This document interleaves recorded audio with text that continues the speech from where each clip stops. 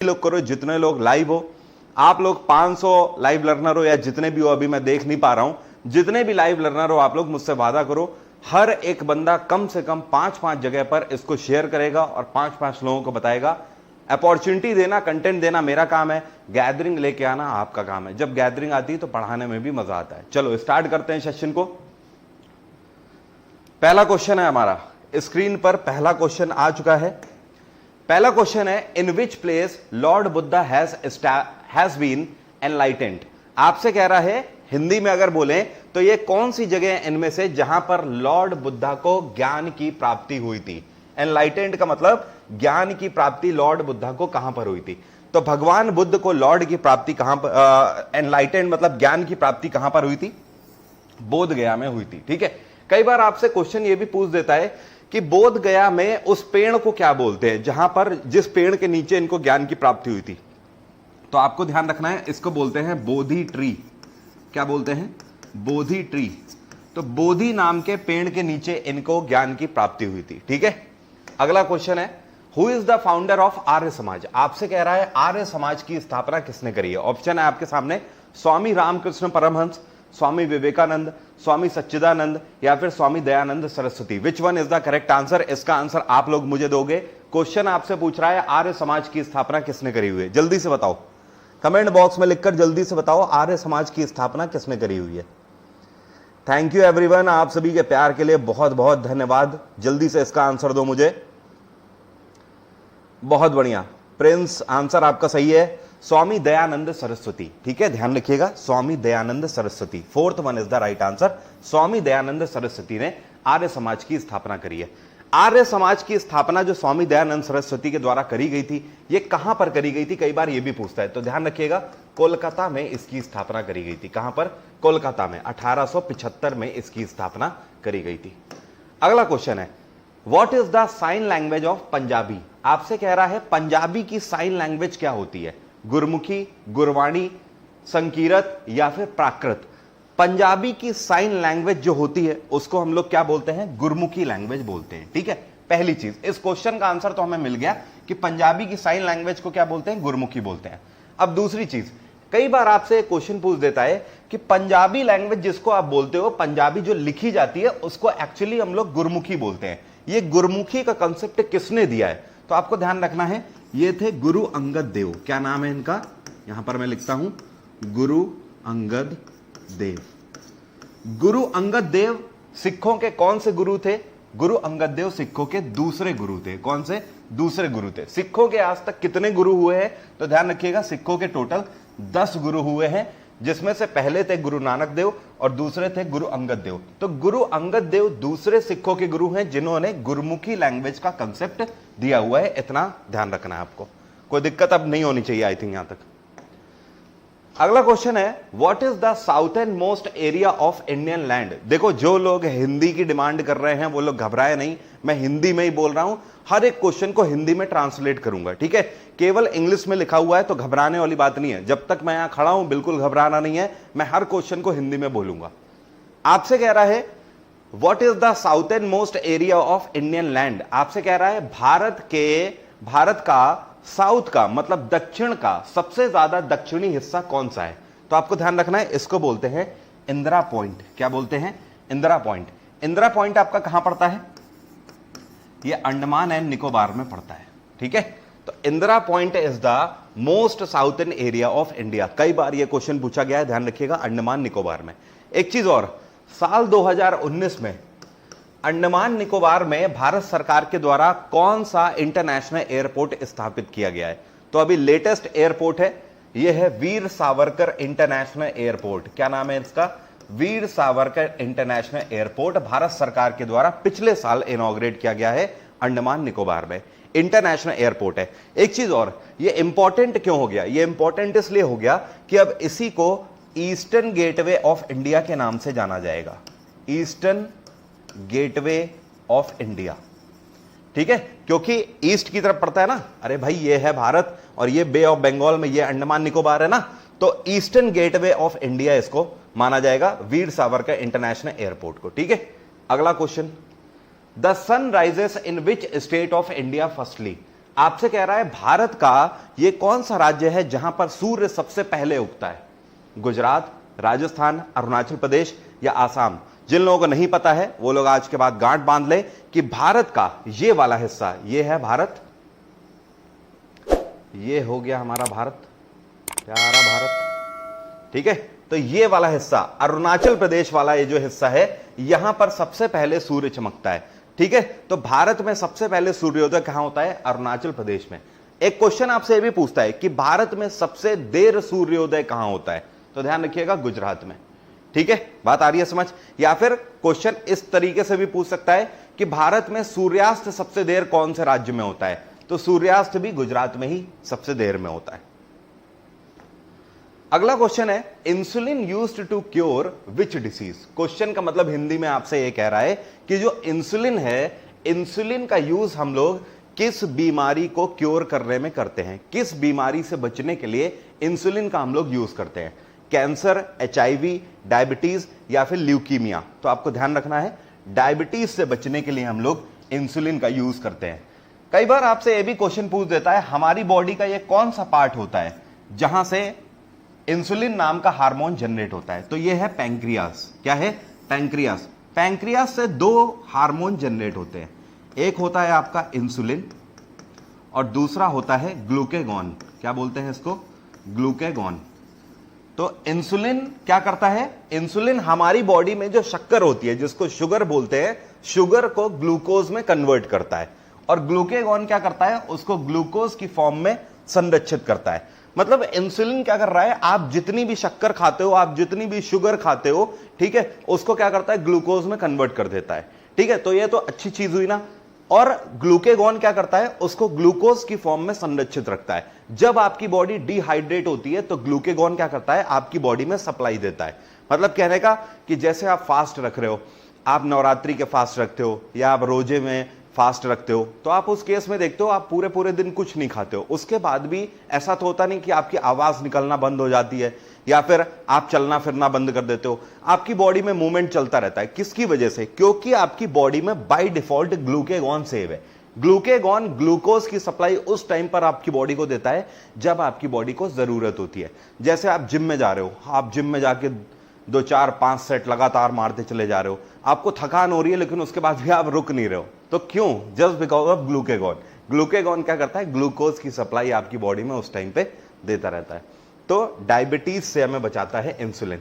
जो diabetic patient होते हैं उनमें एक्चुअली इंसुलिन नाम का हार्मोन बनना बंद हो जाता है, और जब इंसुलिन नाम का हार्मोन बनना बंद हो जाएगा तो जाहिर सी बात है जो शुगर होगी, जो शक्कर होगी, वो बॉडी में बढ़ जाएगी। तो शक्कर जब बढ़ जाएगी तो इसी वजह से जो डायबिटिक पेशेंट होते हैं उनको इंसुलिन बाहर से इंजेक्ट किया जाता है। बात आ रही है समझ? ओके। एक चीज और, करंट अफेयर का एक क्वेश्चन है, आपसे पूछेगा कि कुछ टाइम पहले ऋषि कपूर की मौत हो गई। ऋषि कपूर की मौत किस बीमारी की वजह से हुई थी? तो ऋषि कपूर की मौत ल्यूकीमिया की वजह से हुई थी। और ल्यूकीमिया को आम भाषा में हम लोग क्या बोलते हैं? इसी को हम लोग बोलते हैं ब्लड कैंसर। क्या बोलते हैं? Blood cancer. ठीक है। अगला question, Bihu is a famous festival of which state? एक नहीं 1000 बार क्वेश्चन ये पूछ चुका है आपसे एसएससी कि बिहू कौन से राज्य का फेमस फेस्टिवल है। ध्यान रखिएगा, बिहू आसाम का फेस्टिवल है। आसाम में सर्बानंद सोनोवाल की सरकार है। नेक्स्ट क्वेश्चन है, which of the following vitamin found in gooseberry? Gooseberry का मतलब समझ रहे हो? गूसबेरी का मतलब होता है आंवला। क्या बोलते हैं इसको? आंवला। आंवले में कौन सा विटामिन पाया जाता है? तो आंवला कैसा पदार्थ है? खट्टा पदार्थ होता है ना। जितने भी आपके खट्टे पदार्थ हैं उन सब में ज्यादातर विटामिन सी पाया जाता है। जैसे कि आपका नींबू हो गया, विटामिन सी पाया जाता है। ऑरेंज, विटामिन सी पाया जाता है। बात आ रही है समझ? ओके। तो विटामिन सी इसमें पाया जाता है। साथ में गूसबेरी में आयरन भी प्रचुर मात्रा में पाया जाता है। ठीक है। तो आंवले में कौन सा विटामिन पाया जाता है? विटामिन सी पाया जाता है। गूसबेरी में कौन सा एसिड पाया जाता है? ध्यान रखिएगा, जब भी आपसे पूछे कि कौन सा एसिड पाया जाता है, तो अगर कोई भी खट्टा पदार्थ है तो जो खट्टे पदार्थ हैं उन सभी में कौन सा एसिड हमेशा पाया जाएगा? उन सभी में साइट्रिक एसिड पाया जाएगा। ठीक है। जैसे कि नींबू हो गया, संतरा हो गया, मौसमी हो गई। ठीक है। और आम में भी साइट्रिक एसिड पाया जाता है क्योंकि खट्टे भी होते हैं ना आम। एप्पल में भी साइट्रिक एसिड पाया जाता है, मैलिक एसिड भी पाया जाता है। इसी तरीके से आंवले में भी आपका साइट्रिक एसिड पाया जाता है। अगला क्वेश्चन है, who was the first governor general of India? Bharat का पहला गवर्नर जनरल कौन था? ध्यान रखिएगा, बिल्कुल बच्चों वाला क्वेश्चन है, Warren Hasting. So first one is the right answer. Next question है, in which country paper was invented firstly? आपसे कह रहा है कौन सा यह देश है जहां पर कागज सबसे पहले कागज का आविष्कार हुआ था? तो कागज का आविष्कार सबसे पहले चाइना में हुआ था। एक क्वेश्चन और आपसे पूछता है, आपसे कहता है कि चाइनीज पद्धति की करेंसी भारत में कब लॉन्च करी गई थी? तो चाइनीज पद्धति की करेंसी भारत में दिल्ली सल्तनत में लॉन्च करी गई थी। दिल्ली सल्तनत, मैं आपको बहुत जल्द दिल्ली सल्तनत भी पढ़ाऊंगा, मुझे मौका मिला तो, ठीक है। तो दिल्ली सल्तनत में चाइनीज पद्धति की करेंसी की शुरुआत करी गई थी। किसके द्वारा चाइनीज पद्धति करेंसी की शुरुआत करी गई थी? तो ध्यान रखना, दिल्ली सल्तनत का एक सुल्तान था जिसका नाम था मोहम्मद बिन तुगलक। इसको पागल राजा के नाम से भी जाना जाता है। तो मोहम्मद बिन तुगलक ने मंगोलियन करेंसी की शुरुआत करी थी दिल्ली में, जो कि चाइनीज करेंसी पर ही आधारित थी, मतलब कागज की करेंसी जिसको आप बोलते हो, ठीक है। इससे पहले सिक्के चला करते थे।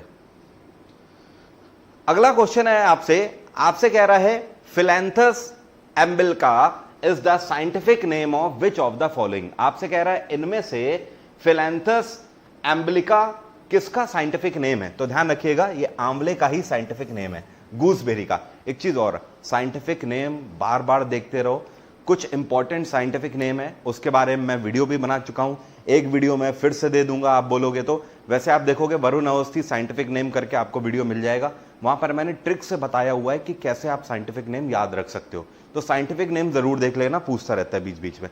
तो गूसबेरी का साइंटिफिक नेम क्या है? Phyllanthus emblica. What is the childhood name of Gautam Buddha? आपसे कह रहा है गौतम बुद्ध का बचपन का नाम क्या था? गौतम बुद्ध का बचपन का नाम था सिद्धार्थ। क्या नाम था? सिद्धार्थ। अच्छा, एक चीज और आपको बता दूं, जब ये सेशन हो जाएंगे उसके बाद मैं आपको फ्री ऑफ कॉस्ट सबकी पीडीएफ भी दूंगा टेलीग्राम पे, ठीक है। एक चीज और, जब मैं आपको पीडीएफ दे दूंगा तो प्रिंटेबल फॉर्मेट में पीडीएफ दूंगा। उस प्रिंटेबल फॉर्मेट की जो पीडीएफ है उसको आप लोग प्रिंट आउट निकाल लेना, कुछ ही पेज में निकल जाएगा, 20-30 पेज में प्रिंट आउट निकल जाएगा। और उसके बाद ये वीडियो आपके सामने रहेंगे, वीडियो देख देख के आप आंसर टिक कर लेना, आपके पास पूरे 1500 एमसीक्यूज के पूरे नोट्स अपने आप बन जाएंगे, ठीक है। तो ये क्लासेस हो जाने के बाद मैं आपको दूंगा, अभी केवल आप क्लास पे फोकस करो। तो आपसे पूछ रहा है गौतम बुद्धा का बचपन का नाम क्या था? गौतम बुद्धा का बचपन का नाम था सिद्धार्थ। गौतम बुद्धा के पिता का नाम भी कई बार पूछ देता है। तो इनके फादर का नाम क्या था?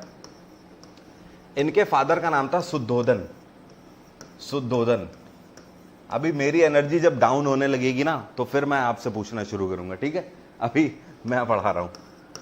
और कई बार आपसे पूछ देता है इनकी माता का नाम क्या था? तो आपको ध्यान रखना है, इनकी माता का नाम था माया देवी। क्या नाम था? माया देवी। तो माया देवी गौतम बुद्धा की माता का नाम और शुद्धोधन इनके पिता का नाम। Who is the supreme commander of Indian arm forces? आपसे कह रहा है इंडियन आर्म फोर्सेस मतलब Indian army, Indian navy, Indian air force, तीनों का डायरेक्ट कमांडर कौन होता है? तो तीनों का डायरेक्ट कमांडर राष्ट्रपति होता है। कौन होता है? राष्ट्रपति। जो प्रेसिडेंट है, प्रेसिडेंट के एक आदेश पर Indian army, Indian navy, Indian air force तीनों मूव कर जाएंगे। राष्ट्रपति के लिए आर्टिकल कौन सा होता है? Article 52। Night blindness is caused by lack of which vitamin? आपसे कह रहा है जो ये नाइट ब्लाइंडनेस है, नाइट ब्लाइंडनेस नाम की जो बीमारी होती है, ये किस विटामिन की कमी से होती है?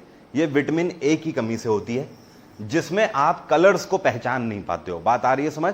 जिसमें आप कलर्स को पहचान नहीं पाते हो, तो ये विटामिन ए की कमी से होती है। तो first one is the correct answer. Vitamin A का रिच सोर्स क्या है? तो ध्यान रखिएगा, एप्पल। एप्पल में आपका विटामिन ए प्रचुर मात्रा में पाया जाता है। एप्पल में आयरन भी पाया जाता है। Pongal is a famous festival of which state? Pongal इनमें से किस राज्य का फेमस फेस्टिवल है? बता सकते हो? इसका आंसर आप लोग दोगे कमेंट बॉक्स में लिखकर, जल्दी से बताओ, जल्दी से बताओ कमेंट बॉक्स में लिखकर। पोंगल इनमें से कौन से राज्य का फेमस फेस्टिवल है? जल्दी से। ओमकेश शिंदे, कैरेट, बिल्कुल सही है, बिल्कुल सही है। स्पिनैच, पालक हो गई, गाजर हो गया और एप्पल हो गए, इन सब में विटामिन ए आपका पाया जाता है और आयरन भी प्रचुर मात्रा में। बिल्कुल सही। मेरे पास 3 तरीके के देखो आंसर आ रहे हैं। कुछ लोग कर्नाटक बोल रहे हैं, कुछ लोग केरल बोल रहे हैं, कुछ लोग तमिलनाडु बोल रहे हैं। हमारे ऐसे भाई साहब जितने भी शूरवीर हैं जो लोग बोल रहे हैं तमिलनाडु, उन सभी का आंसर सही है। तमिलनाडु का फेमस फेस्टिवल है पोंगल, ठीक है। तो अब ये गलती नहीं होनी चाहिए। आप देख रहे हो ना, इसी वजह से कहता हूं क्वेश्चन छोटा बड़ा नहीं होता यार। क्वेश्चन अगर हमें आ रहा है तो हमें 2 नंबर देके जाएगा, क्वेश्चन नहीं आ रहा है तो चाहे जितना छोटा क्वेश्चन हो हमारे लिए तो टफ हो गया ना। तो आप देख रहे हो छोटे छोटे क्वेश्चन है, लेकिन हम लोग गलत कर रहे हैं। बचपन से पढ़ते चले आ रहे हैं डांस फेस्टिवल राज्यों के, लेकिन आज तक हम लोग इन क्वेश्चंस को गलत करते हैं क्योंकि हम ओवर कॉन्फिडेंट हो जाते हैं, ठीक है। हम भागते हैं रेयर क्वेश्चन के पीछे। ओके, अभी एक दिन मैंने क्विज लिया था टेलीग्राम पे, सारी गलतफहमी दूर कर दी थी। इतने सिंपल क्वेश्चन पूछ रहा था और सबके क्वेश्चन फिर से गलत हो रहे थे। तो हमें बेसिक क्वेश्चंस पर ज्यादा ध्यान देना है यार। अगर एसएससी में 25 क्वेश्चन पूछे जा रहे हैं या रेलवे में आपके जितने भी क्वेश्चन पूछे जा रहे हैं, कोई भी पेपर उठा के देखो, 95% क्वेश्चन रिपीटेड होते हैं, 95% क्वेश्चन बिल्कुल सिंपल होते हैं, 5% क्वेश्चन रेयर होते हैं। अब आप एक बात बताओ, अगर सिलेक्शन लेना है तो 5% क्वेश्चन के पीछे फोकस करोगे या 95% के पीछे करोगे? 95% के पीछे करोगे ना। तो इसीलिए कह रहा हूं सिंपल क्वेश्चंस के पीछे जाया करो, रेयर क्वेश्चन के पीछे मत जाओ, आप उसको कभी नहीं पकड़ पाओगे। बात आ रही है समझ? दुनिया की कौन से कोने से क्वेश्चन पूछ देगा आपको क्या पता, तो उसके पीछे मत जाओ। लेकिन हमें पता है प्रेसिडेंट से, फंडामेंटल राइट से क्वेश्चन तो बनना ही बनना है ना, इनको पक्का करो। अगला क्वेश्चन है, हु हैज इन्वेंटेड टेलीविजन। कई बार आपसे एक क्वेश्चन पूछा जा रहा है कि टेलीविजन का आविष्कार किसके द्वारा किया गया है, तो इनका नाम है J.L. बियर्ड, ठीक है। पूरा नाम इनका क्या है? जॉन लॉगी बियर्ड। ये इन्वेंटर है किसके? टेलीविजन के। एक आपसे कई बार क्वेश्चन पूछ देता है, ईमेल को किसने इन्वेंट किया है? ईमेल आप भेजते हो ना, तो ईमेल के इन्वेंटर कौन है? इनका नाम है रे टॉमलिंसन। यहां पर मैं लिखता हूं रे टॉमलिंसन। रे टॉमलिंसन ने ईमेल को इन्वेंट किया। कब किया था? 1972 में किया था। आप लोग देखते हो, आप किसी भी वेबसाइट में जाते हो तो ऊपर लिखा रहता है www। www का मतलब है वर्ल्ड वाइड वेब। इसका आविष्कार किसने किया? तो इनका नाम है टिम बर्नर्स ली। क्या नाम है? टिम बर्नर्स ली, ठीक है। तो ध्यान रखना, टिम बर्नर्स ली, इन्होंने www का आविष्कार किया। इसी तरीके से ईमेल का आविष्कार रे टॉमलिंसन ने और जॉन लॉगी बियर्ड ने टेलीविजन का आविष्कार किया हुआ है। एक आपसे एक बार आईबी का आज से 2 या 3 साल पहले यार हड़कंप मच गया था। आईबी के पेपर में एक फुल फॉर्म ये पूछी गई थी, www मतलब 4 बार W आपसे पूछा। तो इसका फुल फॉर्म है वर्ल्ड वाइड वेब, और ये जो चौथा W था इसका मतलब है worm, world wide web worm, ठीक है। और वॉर्म का यहां पर मतलब क्या है? वॉर्म का मतलब है write once read many, write once read many, ठीक है। तो वर्ल्ड वाइड वेब वॉर्म, ये आपको ध्यान रखना है 4 बार अगर W आपसे पूछे तो। अगला question, who was the first female ruler of India. Bharat की पहली फीमेल रूलर कौन थी? तो ध्यान रखिएगा, ये कौन थी? रजिया सुल्ताना। रजिया सुल्ताना दिल्ली सल्तनत की महिला शासक थी। कौन सी डायनेस्टी से बिलोंग करती थी? ये स्लेव डायनेस्टी से बिलोंग करती थी, जिसको हिंदी में गुलाम वंश के नाम से जाना जाता है। क्या बोलते हैं? गुलाम वंश। रजिया सुल्ताना का टाइम पीरियड क्या था? ये 1236 से लेकर 1240 तक शासन कर रही थी, ठीक है। रजिया सुल्तान ने कितने तरीके के सिक्के लागू किए थे? परेशान मत हो, मैं दिल्ली सल्तनत आपको पढ़ाऊंगा बहुत जल्द मौका मिला तो।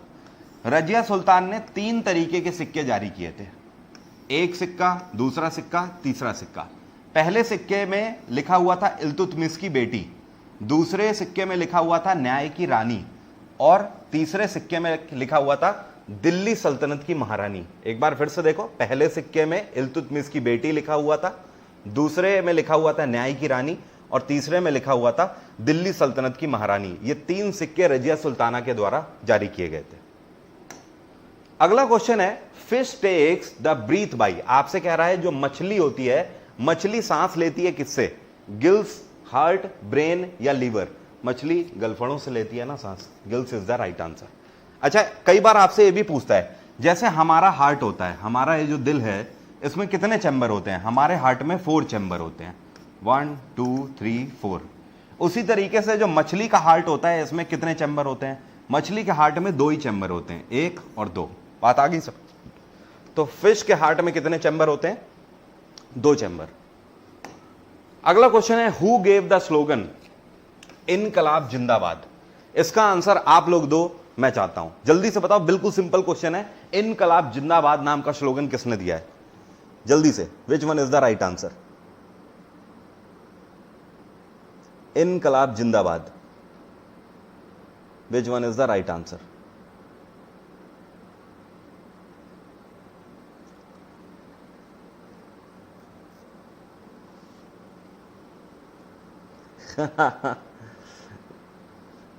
बहुत बढ़िया, बहुत बढ़िया। शिवानी, पूर्णा, प्रीतम, ओमकेश, रोजी, समरत, लक्ष्मी, सभी का आंसर आ रहा है भगत सिंह। सभी का आंसर आ रहा है भगत सिंह। देखो अब यहां पर चैलेंजिंग क्या है? चैलेंजिंग क्या है, क्वेश्चन को समझो। इसी वजह से मैंने दो तरीके के ऑप्शन रखे हुए हैं, दोनों तरीके के ऑप्शन। हम सभी को पता है, हम लोग जब भी छोटी छोटी बुक्स में पढ़ते हैं, जैसे स्पीडी जैसी जो बुक्स हैं, उनमें जब हम लोग पढ़ते हैं तो हमें हर जगह पर लिखा मिलता है कि इनकलाब जिंदाबाद का नारा भगत सिंह ने दिया था। ठीक है, लेकिन एक्चुअली है क्या कि इनकलाब जिंदाबाद भगत सिंह ने उस टाइम पर नारे लगाना स्टार्ट किया था जेल में। तो भगत सिंह इतने फेमस हो गए थे कि भारत में हर एक लीडर, जितने भी युवा थे, वो सब भगत सिंह को फॉलो करते थे, आज भी फॉलो करते हैं। तो भगत सिंह का जो इन्फ्लुएंस था उस टाइम पे, भगत सिंह के को जो फॉलो करने वाले थे, वो अपने चरम पर इतनी ज्यादा थी कि लोगों को यही लगता है कि इनकलाब जिंदाबाद का नारा एक्चुअली भगत सिंह के द्वारा दिया गया है, बट ऐसा है नहीं। इनकलाब जिंदाबाद का जो स्लोगन है, ये हसरत मोहानी के द्वारा दिया गया है। बात आ रही है समझ? और हसरत मोहानी कहां के हैं? उत्तर प्रदेश का एक जिला है जिसको बोलते हैं उन्नाव। आप में से कई लोग जानते भी होंगे। तो हसरत मोहानी के द्वारा दिया हुआ है। अब एक बात समझो, अब आपका क्वेश्चन ये होगा कि सर एग्जाम में हम आंसर क्या लगाएंगे? जब इस तरीके से आपको ऑप्शन दे दे, भगत सिंह और हसरत मोहानी दोनों ऑप्शन में दे दे, तो आप समझ जाना तुरंत कि आपसे हसरत मोहानी टिक कराना चाह रहा है। जब हसरत मोहानी ऑप्शन में होंगे तो हसरत मोहानी ही हमारा सही आंसर होगा, ना कि भगत सिंह। और अगर हसरत मोहानी ऑप्शन में नहीं होंगे तो आपका आंसर आपके सामने है, भगत सिंह। बात आ गई समझ? कोई दिक्कत तो नहीं? अब कंफ्यूज मत होना इसमें। तो हसरत मोहानी आपका पहला आंसर होना चाहिए इनकलाब जिंदाबाद के स्लोगन पे।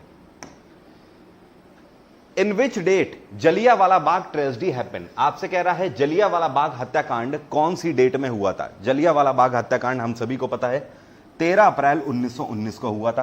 कहां पर हुआ था? अमृतसर में हुआ था, अमृतसर में। अगला क्वेश्चन है, एक क्वेश्चन आपसे यह भी पूछता है कि जलियांवाला बाग हत्याकांड जो हुआ था, इसमें वो भारतीय शख्स कौन था जिसने गद्दारी करी थी? इसका नाम था हंसराज। क्या नाम था? हंसराज। हंसराज ने गद्दारी करी थी। यह वही शख्स था जो कि ब्रिटिशर से जाकर मिल गया था और इसने जलियांवाला बाग का गेट नंबर 2 बंद कर दिया था, जिससे अंदर फंसे क्रांतिकारी बाहर नहीं निकल पाए थे और अंदर उन्हें गोलियों से भून दिया गया था।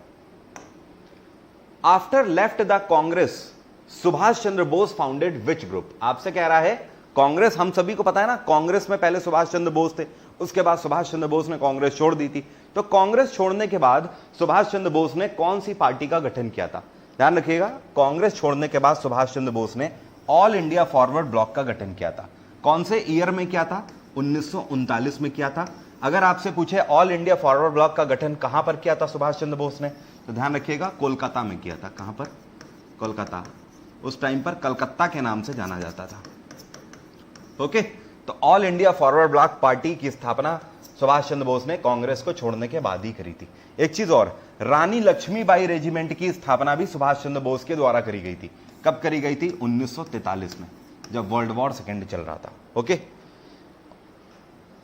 और एक चीज और, कई बार आपसे क्वेश्चन ये भी पूछता है कि आजाद हिंद फौज के संस्थापक कौन है?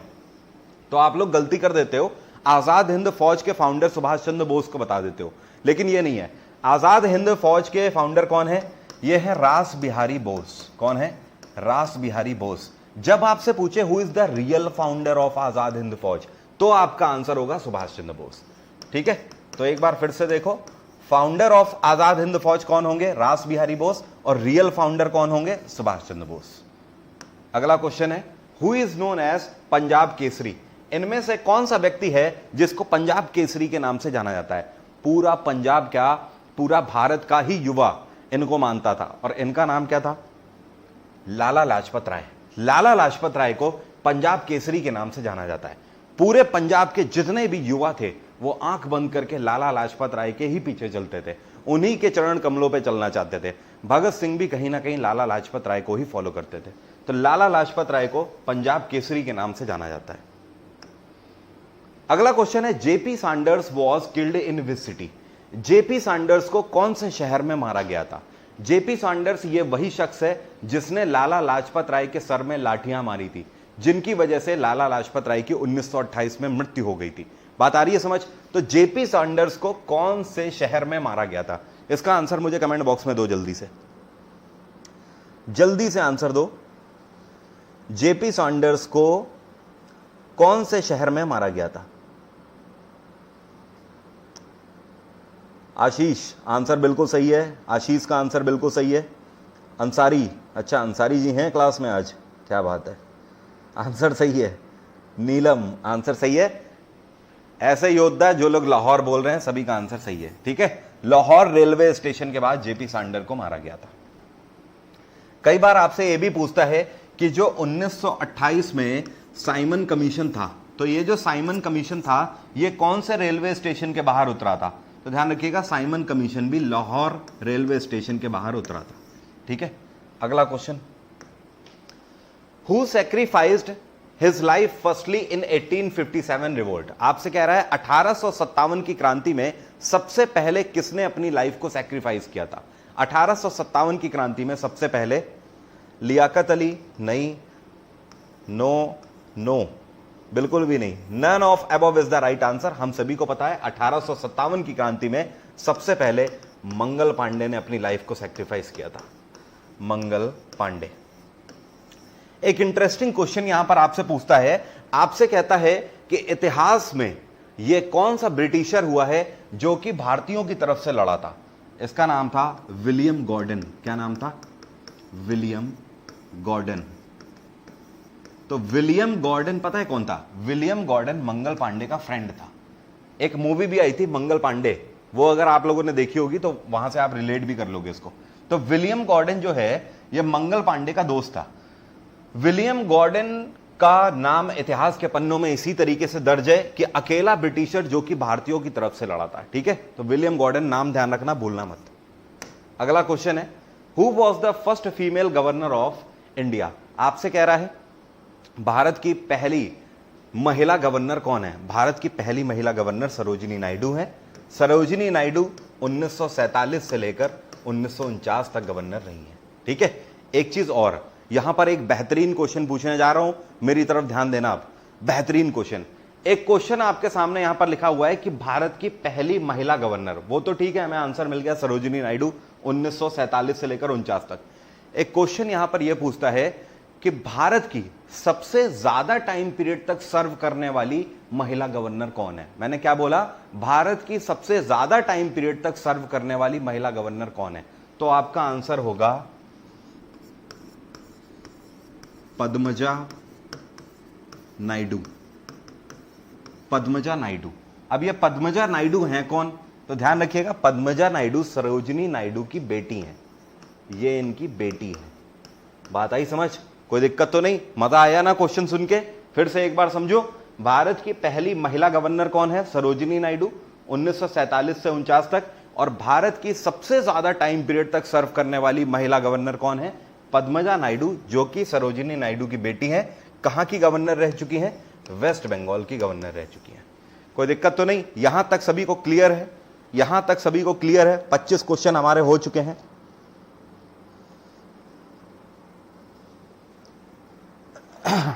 यहां तक सभी को क्लियर है? अरे परेशान मत हो, परेशान मत हो, मुगल एम्पायर मैं फिर से पढ़ा दूंगा, डोंट वरी। यहां तक सभी की समस्या का समाधान हो रहा है, कोई दिक्कत तो नहीं है। 25 क्वेश्चन हो चुके हैं, आगे बढ़ा जाए।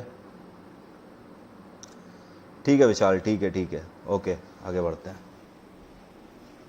अगला question, the first female Indian who submitted mount Everest twice? आपसे कह रहा है पहली भारतीय महिला जिन्होंने माउंट एवरेस्ट को 2 बार चढ़ा है। तो माउंट एवरेस्ट की 2 बार चढ़ाई करने वाली पहली महिला है संतोष यादव। क्या नाम है इनका? संतोष यादव। अगला क्वेश्चन है हु फाउंडेड ब्रह्म समाज। अभी हम लोगों ने इससे पहले आर्य समाज की बात करी थी, अब बात हो रही है ब्रह्म समाज। तो ब्रह्म समाज के संस्थापक कौन है, बता सकते हो?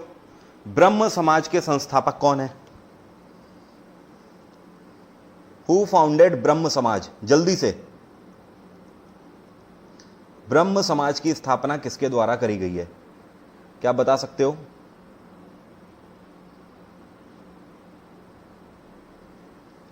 बहुत बढ़िया, बहुत बढ़िया, बिल्कुल सही आंसर आ रहे हैं, राजा राम मोहन राय। ठीक है, राजा राम मोहन राय। कई बार आपसे यह भी क्वेश्चन पूछ देता है कि राजा राम मोहन राय को राजा की उपाधि किसने दी थी, तो ध्यान रखिएगा, किंग ऑफ खेतड़ी।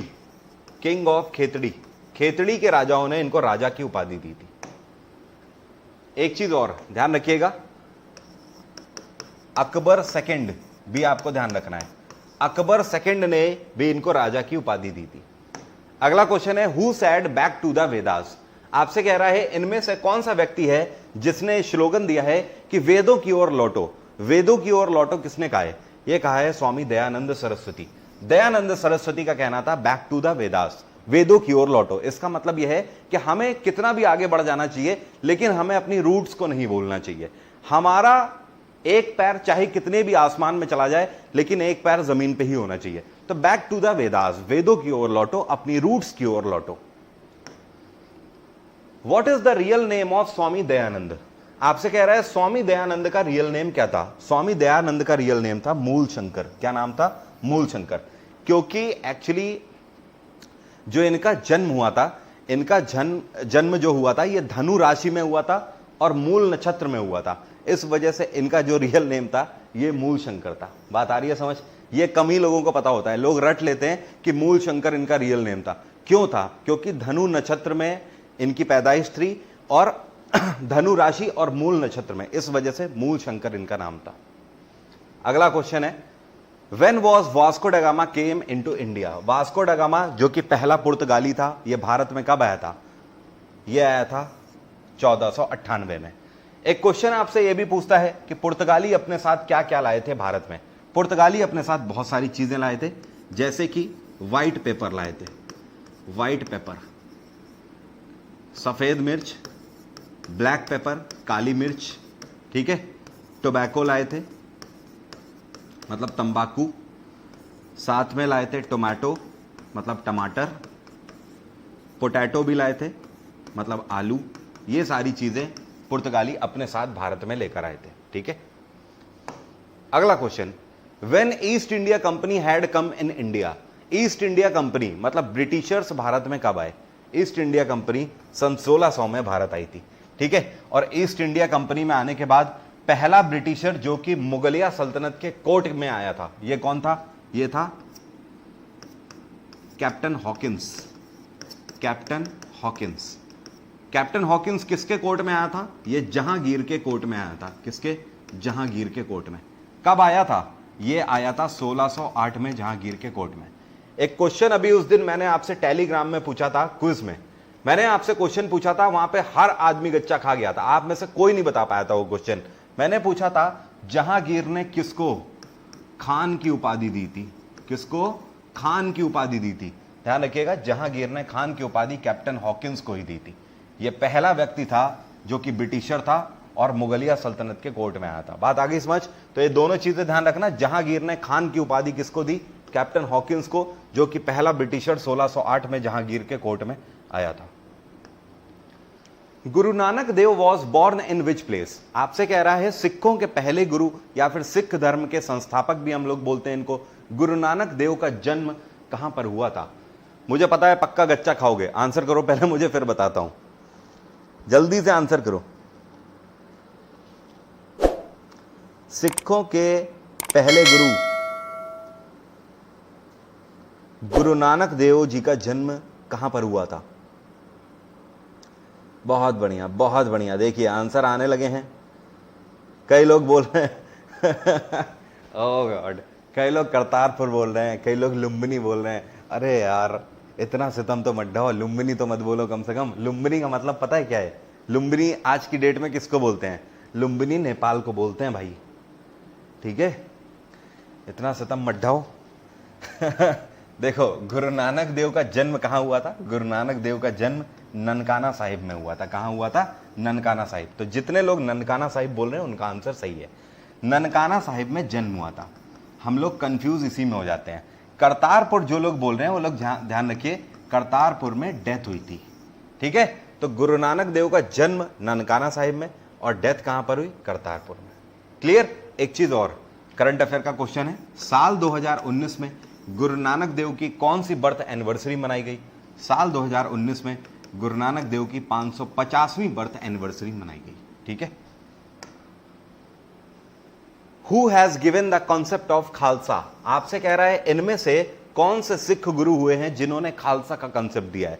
पहले तो ये जानो खालसा का कंसेप्ट होता क्या है। खालसा का कंसेप्ट ही नहीं पता आप लोगों को। खालसा का कंसेप्ट ये है कि 5K, यहां पर कहा गया कि 5K हर सिख ऑप्ट करेगा। 5K, एक सेकेंड रुकिएगा प्लीज, ये कहां बज रहा है? ओ गॉड, रुको एक मिनट।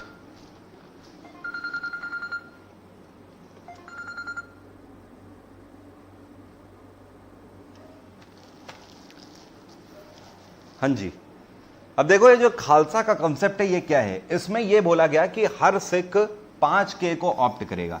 ये 5K हैं क्या? एक है केश, केश मतलब बाल, दूसरा है कृपाण, कृपाण मतलब छोटी सी वो छुरी होती है, कृपाण आप उसे बोलते हो, उसका शुद्ध वर्ड कृपाण होता है। तीसरा हो गया कड़ा, ये कड़ा हो गया जो मैं पहने हुए हूं, ठीक है। केश, कृपाण, कड़ा, कंघी, कंघी कॉम्ब, ठीक है, और कच्छा। ये 5K हर सिख को धारण करने हैं। ये खालसा का कंसेप्ट था और ये किसके द्वारा दिया गया था? ये गुरु गोबिंद सिंह के द्वारा कंसेप्ट दिया गया था। गुरु गोबिंद सिंह सिखों के कौन से गुरु थे? ये 10वें गुरु थे और आखिरी गुरु भी थे, लास्ट गुरु थे, ठीक है। तो ध्यान रखिएगा, गुरु गोबिंद सिंह के द्वारा कंसेप्ट ये दिया गया था। गुरु गोबिंद सिंह का जन्म कहां हुआ था? इनका जन्म पाटलिपुत्र में हुआ था। पाटलिपुत्र, पाटलिपुत्र आज की डेट में पटना को बोलते हैं, बिहार की capital. Akbar was impressed by which Sikh गुरु? आपसे कह रहा है ये कौन से सिख गुरु थे जिनसे अकबर इंप्रेस था, या फिर आप ये भी बोल सकते हो ये कौन से सिख गुरु थे जिनको अकबर मानता था? ये थे गुरु रामदास। कौन थे? गुरु रामदास। देखो अभी बता देता हूं, मुहिम स्टार्ट करना बहुत अच्छी बात है, मुहिम को अपने पैमाने पर आगाज तक ले जाना ये बहुत बड़ी बात है। जैसे कि हमें डेली मन करता है कि आज हम IAS अधिकारी बन जाते हैं, डेली मन करता है कि आज हम इनकम टैक्स इंस्पेक्टर बन जाते हैं, सेल टैक्स इंस्पेक्टर बन जाते हैं। अब तो हम यही करेंगे, ठीक है। हम क्या करते हैं? बुक स्टोर जाते हैं, किताबें खरीद के लाते हैं, ये करते हैं, वो करते हैं, पढ़ाई अपनी स्टार्ट कर देते हैं और एक दिन में ही हम लोग 20 घंटे पढ़ लेते हैं। 20 घंटे पढ़ने के बाद अगले दिन से खटिया लग जाते हैं क्योंकि पढ़ने का मन ही नहीं करता। आपने इतना एक ही दिन में पढ़ लिया है, उसके बाद सारी खुमारी हमारी उतर जाती है। उसके बाद इनकम टैक्स इंस्पेक्टर तो छोड़िए, आप क्लैरिकल निकालने लायक भी नहीं रहते हो। रीजन क्या रहता है? Consistency, continuity. बात आ रही है समझ? हमें उतनी पढ़ाई करनी है जितनी कि हम डेली कर सकें। बात आ रही है समझ? काम वो कर सको करो जो आप बार बार कर सको, काम ऐसा ना करो जो आपको छोड़ना पड़े। बात आ रही है समझ? तो काम वो करना है आपको। इसी तरीके से पढ़ाई वो करनी है आपको, उतनी पढ़ाई करनी है जितनी आप डेली कर सको। बात आ रही है समझ? आपको शुरू में तो बहुत अच्छा लगा कि सर ने 1500 MCQ दे दिए। क्या आप 1500 MCQ पढ़ने का मादा रखते हो या नहीं रखते हो? आप में कैपेबिलिटी है 1500 MCQ पढ़ने की या नहीं है? तो आप में कैपेबिलिटी जब तक नहीं होगी कोई मतलब नहीं है। विश्वास मानो, पूरे YouTube के इतिहास में पूरा कोई भी आप YouTube जाकर आप देख लो, हर जगह पर कहीं पर भी क्लासेस देख लो, इतना डेडिकेटेड कोर्स कहीं पर भी लॉन्च नहीं हुआ है। तो आपके लिए अपॉर्चुनिटी है, मैं फिर से कह रहा हूं, बार बार शायद ना आ पाए और मैं भी ना दे पाऊं अपॉर्चुनिटी, पढ़ लो इसलिए बोल रहा हूं। पूरा लास्ट तक पढ़ना, हर एक क्लास को अटेंड करना, ठीक है। आगे बढ़ते हैं। अच्छा एक चीज और, क्वेश्चन ये पूछ रहा है कि अकबर किससे इंप्रेस था? तो गुरु रामदास। गुरु रामदास सिखों के कौन से एक चीज और, गुरु रामदास जो सिखों के गुरु थे, इनको किस चीज का क्रेडिट दिया जाता है? इनको गोल्डन टेम्पल बनाने का क्रेडिट दिया जाता है। गोल्डन टेम्पल, गोल्डन टेम्पल जो अमृतसर में है, इसी को हरमंदिर साहिब के नाम से जाना जाता है। तो कई बार आपसे ये पूछता है कि ये कौन से सिख गुरु हैं जो कि गोल्डन टेम्पल जिन्होंने बनाया हुआ है, या फिर गोल्डन टेम्पल के फाउंडर कौन है, तो आपका आंसर होगा गुरु रामदास। ठीक है, अगला क्वेश्चन है, who is known as iron man, लौह पुरुष के नाम से किसको जानते हैं? लौह पुरुष, ये तो बच्चा बच्चा भी बता देगा भाई। लौह पुरुष के नाम से सरदार वल्लभ भाई पटेल को जाना जाता है। सरदार वल्लभ भाई पटेल की बर्थ एनिवर्सरी आने वाली है। इनकी बर्थ एनिवर्सरी 31 अक्टूबर को मनाई जाती है और इसको हम लोग नेशनल यूनिटी डे के नाम से भी जानते हैं। ठीक है, नेशनल यूनिटी डे के ही दिन स्टैच्यू ऑफ यूनिटी की स्थापना भारत में करी गई थी। ठीक है, तो सरदार वल्लभ भाई पटेल। एक क्वेश्चन कई बार आपसे ये भी पूछता है कि सरदार वल्लभ भाई पटेल को सरदार की उपाधि किसके द्वारा दी गई थी? तो बारदोली में इन्होंने एक मूवमेंट चलाया था, इसको बारदोली मूवमेंट के नाम से जाना जाता है, 1928 में। ठीक है, वहां पर महिलाओं की इक्वेलिटी के बारे में इन्होंने मूवमेंट चलाया था, महिलाओं की इक्वेलिटी के लिए।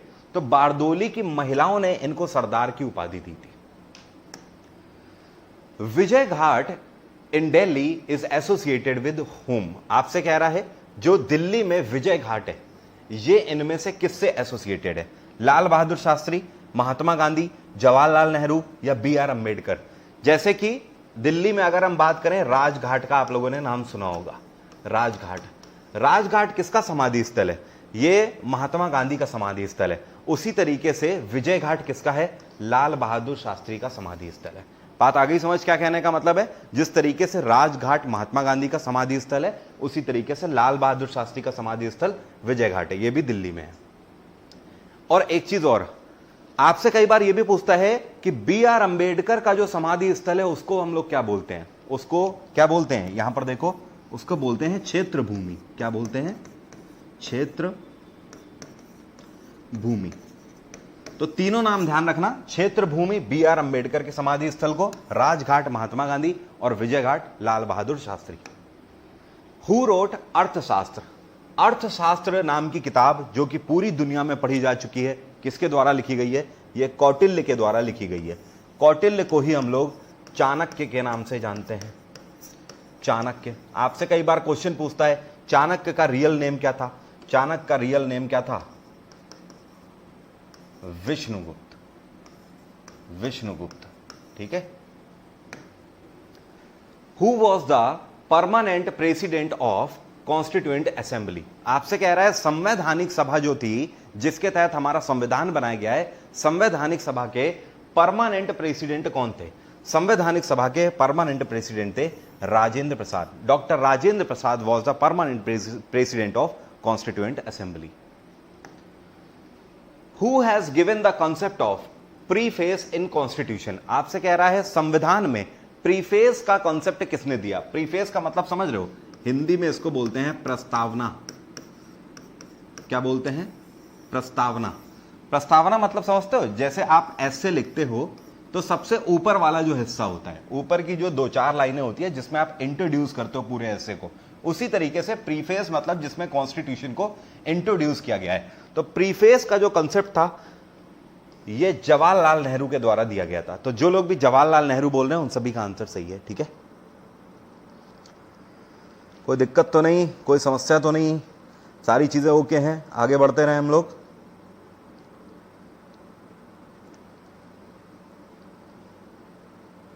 चलिए आगे बढ़ते हैं। When we observe red cross day, आपसे कह रहा है रेड क्रॉस डे हम लोग किस दिन मनाते हैं? रेड क्रॉस डे हम लोग मनाते हैं 8 मई को। 8 मई को हर साल हम लोग रेड क्रॉस डे के रूप में मनाते हैं। रेड क्रॉस डे क्यों मनाते हैं आपको पता है? इनका नाम आप लोगों ने शायद ही सुना हो, आज आप देख लो इनका नाम। इनका नाम है हेनरी डुनांट। हेनरी डुनांट कहां से बिलोंग करते थे?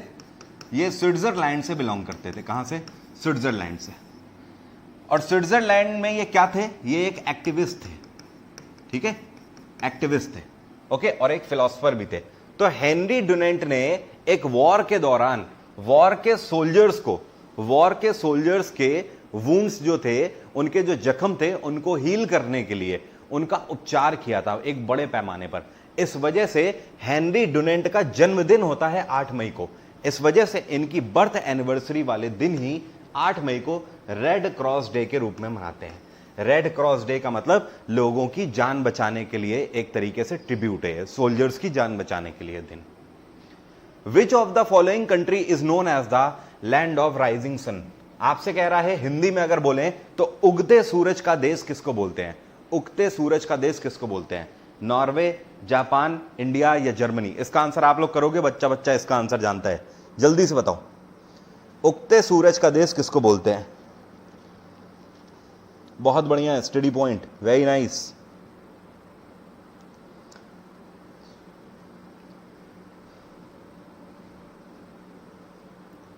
उगते सूरज का देश किसको बोलते हैं? जापान या नॉर्वे?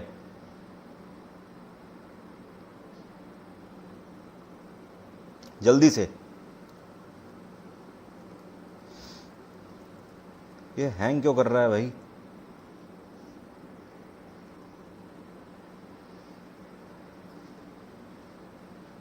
हैंग क्यों कर रहा है? बिल्कुल सही सानंदा, आंसर सही है, आंसर सही है, अभी ठीक है, अभी ठीक है। Japan is the right answer, ठीक है। जापान को उगते सूरज का देश हम लोग बोलते हैं। जापान की कैपिटल क्या है? जापान की कैपिटल है टोक्यो, नॉर्वे की कैपिटल है ओस्लो, भारत की कैपिटल आपको पता ही है नई दिल्ली, जर्मनी की कैपिटल है बर्लिन। एक क्वेश्चन आपसे और पूछता है, यह कौन सा देश है जिसको लैंड ऑफ थंडरबोल्ट बोलते हैं? लैंड ऑफ थंडरबोल्ट, तो लैंड ऑफ थंडरबोल्ट बोलते हैं हम लोग भूटान को। किसको बोलते हैं? भूटान को। यह भी ध्यान रखना, Bhutan is known as land of thunderbolt. अगला क्वेश्चन है, Onam is the famous festival of which state? Onam इनमें से कौन से राज्य का फेमस फेस्टिवल है? आसाम, उड़ीसा, आंध्र प्रदेश या केरल? जल्दी से आंसर करो, जल्दी से आंसर करो। Onam, Onam is the festival of which state? बहुत बढ़िया, बहुत बढ़िया, जबरदस्त तरीके से आंसर आ रहे हैं, very nice. Kerala is the right answer, ठीक है। ओणम कौन से राज्य का है? केरल का। अच्छा, अगर मैं आपसे डांस पूछूं तो क्या आप बता सकते हो? एक डांस है जिसको बोलते हैं छपेली। छपेली डांस कहां का है? मुझे कमेंट बॉक्स में लिखकर जल्दी से बताओ, छपेली डांस कहां का है? छपेली डांस कहां का है? एसएससी कई बार ये हमसे क्वेश्चन पूछ चुका है, छपेली डांस कहां का है? जल्दी से आंसर करो, छपेली कहां का है? एनी आइडिया किसी को? भाई साहब, क्लास डेली रात 10 बजे होगी। छपेली डांस कहां का है? कोई बता सकता है? कोई आइडिया? किसी को आइडिया है? अभी तक मुझे आंसर नहीं मिला है। उत्तर प्रदेश, हिमाचल प्रदेश? यार सही आंसर अभी तक नहीं मिला मुझे। ये कौन है? लोकेश कुमार यादव, बहुत बढ़िया, लोकेश कुमार यादव के लिए तालियां। इनका आंसर बिल्कुल सही है, छत्तीसगढ़। छत्तीसगढ़, ऐसे ध्यान रखिए, ऐसे ध्यान रखिए। वैसे कई राज्यों में चलता है छपेली, आपका उड़ीसा में भी चलता है, ठीक है, लेकिन ध्यान रखिएगा, ऐसे सीधे ध्यान रखो, मूलतः ये डांस कहां का है? छत्तीसगढ़ का। सी for Chhattisgarh, C for Chhapeli. अगला question, when Delhi has become the capital of India? आपसे कह रहा है दिल्ली भारत की कैपिटल कब बनी? दिल्ली भारत की कैपिटल 1911 में बनी। 1911 से पहले हमारी कैपिटल क्या थी? हमारा कैपिटल थी कलकत्ता, ठीक है। तो दिल्ली भारत की कैपिटल कब बनी? 1911 में। 1911 में दिल्ली दरबार का आयोजन किया गया था। किसका? दिल्ली दरबार का। ये जो दिल्ली दरबार का आयोजन किया गया था, ये कहां किया गया था? ये दिल्ली में ही किया गया था, और इसमें जॉर्ज फिफ्थ भारत में चीफ गेस्ट थे। तो यहीं पर अनाउंसमेंट किया गया था वॉरेन हेस्टिंग के द्वारा। ये यहां पर अनाउंसमेंट किया गया था कि वॉरेन हेस्टिंग नहीं, सॉरी, लॉर्ड हार्डिंग के द्वारा ये यहां पर अनाउंसमेंट किया गया था 1911 में कि अब कलकत्ता भारत की कैपिटल नहीं होगा, अब दिल्ली भारत की कैपिटल होगा। एक और दिल्ली दरबार में 1911 में अनाउंसमेंट ये भी किया गया था कि ये जो वेस्ट बंगाल है, वेस्ट बंगाल को 2 हिस्सों में और काट दिया जाएगा। ऊपर वाला हिस्सा काट के बिहार बना दिया जाएगा, ठीक है, और नीचे वाला हिस्सा काट के उड़ीसा बना दिया जाएगा। बात आ रही है समझ? ओके, तो ये भी अनाउंसमेंट यहां पर किया गया था। विच of the following is the national bird of India? Bharat का नेशनल बर्ड क्या है? बिल्कुल बच्चा बच्चा जानता है, यह है पीकॉक। पक्का लॉक कर दूं? देख लो, फिर मत बोलना स्पैरो है। स्पैरो तो नहीं है, अभी बता दो जल्दी से। जल्दी से बताइए which one is the right answer. चलिए आगे बढ़ते हैं। Which planet is known as the galaxy like planet. आपसे कह रहा है इनमें से कौन सा प्लैनेट है जिसको गैलेक्सी लाइक प्लैनेट के नाम से जाना जाता है। तो गैलेक्सी लाइक प्लैनेट पता है किसको बोलते हैं? सैटर्न को बोलते हैं, क्योंकि ये गैलेक्सी की तरह दिखता है। सैटर्न जो होता है ये ऐसा होता है ना, ऐसा, तो ये अपने आप में गैलेक्सी की तरह दिखता है, इस वजह से इसको गैलेक्सी लाइक प्लैनेट के नाम से जाना जाता है। सैटर्न के चारों तरफ कितने रिंग्स होते हैं? 7 रिंग्स होते हैं। एक चीज और, सैटर्न की सबसे बड़ी सैटेलाइट कौन सी है? तो सैटर्न की सबसे बड़ी सैटेलाइट है टाइटन। टाइटन में अभी कुछ टाइम पहले कौन सा तत्व पाया गया? तो आपको ध्यान रखना है, ये करंट अफेयर का क्वेश्चन है। टाइटन में कुछ टाइम पहले लिक्विड मीथेन पाई गई थी। क्या पाई गई थी? Liquid methane. अगला क्वेश्चन है, which planet contains second maximum satellite. आपसे कह रहा है इनमें से कौन सा प्लैनेट है, ठीक है, जिसके पास सबसे ज्यादा, दूसरे नंबर पर सबसे ज्यादा सैटेलाइट है। देखो एक्चुअली मैं आपको बताऊं, सबसे ज्यादा सैटेलाइट पहले किसमें थी? जुपिटर में थी। जुपिटर में कितनी सैटेलाइट थी? तो आपको ध्यान रखना है, जुपिटर में 79 सैटेलाइट थी। लेकिन आज की डेट में सैटर्न में सबसे ज्यादा सैटेलाइट है, 82 सैटेलाइट है। पहले सैटर्न की 62 सैटेलाइट हुआ करती थी, लेकिन अभी कुछ ही टाइम पहले, इसी साल की शुरुआत में 20 न्यू सैटेलाइट इसकी फाइंड आउट कर ली गई। तो 62 + 20 कितनी हो गई? 82 हो गई। तो सबसे ज्यादा आप सैटर्न में है, नंबर 2 पे जुपिटर पे। तो आपसे पूछ रहा है क्या? सेकंड मैक्सिमम पूछ रहा है ना, तो जुपिटर हमारा करेक्ट आंसर हो गया, ठीक है। मतलब बृहस्पति में दूसरे नंबर पे सबसे ज्यादा सैटेलाइट है, 79 सैटेलाइट है। जुपिटर की सबसे बड़ी सैटेलाइट कौन सी है? जुपिटर की सबसे बड़ी सैटेलाइट है गैनीमेड। क्या बोलते हैं इसको? गैनीमेड। एक चीज और, आपसे पूछता है कि हमारे पूरे सोलर सिस्टम की सबसे बड़ी सैटेलाइट कौन सी है? तो पूरे सोलर सिस्टम की भी सबसे बड़ी सैटेलाइट गैनीमेड ही है। कोई दिक्कत तो नहीं? कोई दिक्कत तो नहीं यहां तक? Which is the largest satellite of solar system. अब आपसे पूछ रहा है पूरे सोलर सिस्टम की सबसे बड़ी सैटेलाइट। ये तो अभी अभी मैंने आपको बताया ना, गैनीमेड। और ये किसकी सैटेलाइट है? ये जुपिटर की सैटेलाइट है। अगला question, what is the ratio of national flag. जो हमारा झंडा होता है, जो हमारा फ्लैग है, केसरिया, सफेद और हरा, या अशोक चक्र, ठीक है, इसका रेशियो क्या है? इसका रेशियो है 3/2, ठीक है। ये 3 होता है और ये 2 होता है, ठीक है। तो 3/2 ध्यान रखिएगा हमारे नेशनल फ्लैग का ratio. Who has written national song. National song किसके द्वारा लिखा गया है? नेशनल सॉन्ग, नेशनल सॉन्ग, जल्दी से बताओ, जल्दी से बताओ। मुझे पता है, मुझे पता है गच्चा खाओगे, मुझे पता है गच्चा खाओगे इसमें। जल्दी से बताओ, आंसर बता दो मुझे जल्दी से।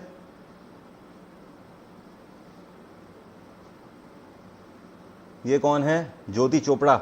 ज्योति आंसर बिल्कुल सही है आपका, ज्योति आंसर बिल्कुल सही है। मुझे पता था कई लोग गच्चा खाओगे। अविरल आंसर सही है, आशीष मुंडाल आंसर सही है। ये भाई साहब जितने भी हमारे शेर बोल रहे हैं, रवींद्रनाथ टैगोर, क्या कर रहे हो बाबू? रवींद्रनाथ टैगोर नेशनल एंथम, ठीक है। आप जन गण मन की बात कर रहे हो, वो नेशनल एंथम है, नेशनल सॉन्ग की यहां पर बात हो रही है, ठीक है। राष्ट्रीय गीत की, बंकिम चंद्र चटर्जी, वंदे मातरम की बात हो रही है भैया।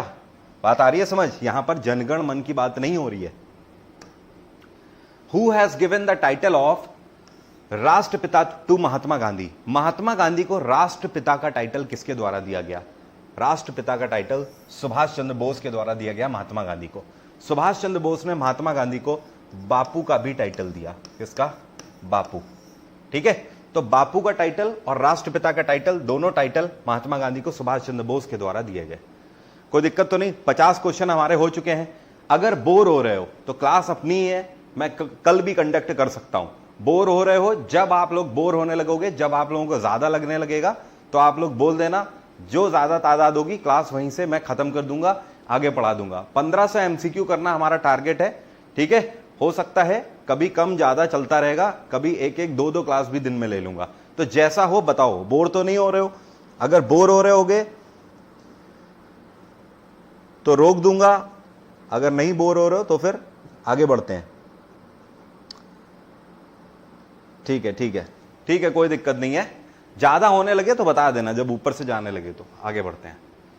Indian calendar follows which pattern. आपसे कह रहा है भारत का जो कैलेंडर है, हमारा जो कैलेंडर है, वो हम लोग इसमें कौन सा पैटर्न फॉलो करते हैं? हम लोग शक संवत फॉलो करते हैं। क्या इसको शक एरा भी बोलते हैं। एक क्वेश्चन आपसे यह पूछता है कि शक संवत किसके द्वारा दिया गया है कॉन्सेप्ट, ये कनिष्क के द्वारा दिया गया कॉन्सेप्ट है। किसके द्वारा? कनिष्क के द्वारा। ठीक है, अगला क्वेश्चन आप लोग बताओ और मैं जल ग्रहण करता हूं। जल्दी से बताइए, क्वेश्चन पढ़िए। आपसे पूछ रहा है pacemaker is associated with which organ. Pacemaker जो है ये कौन से ऑर्गन से एसोसिएटेड है? जल्दी से आंसर करो।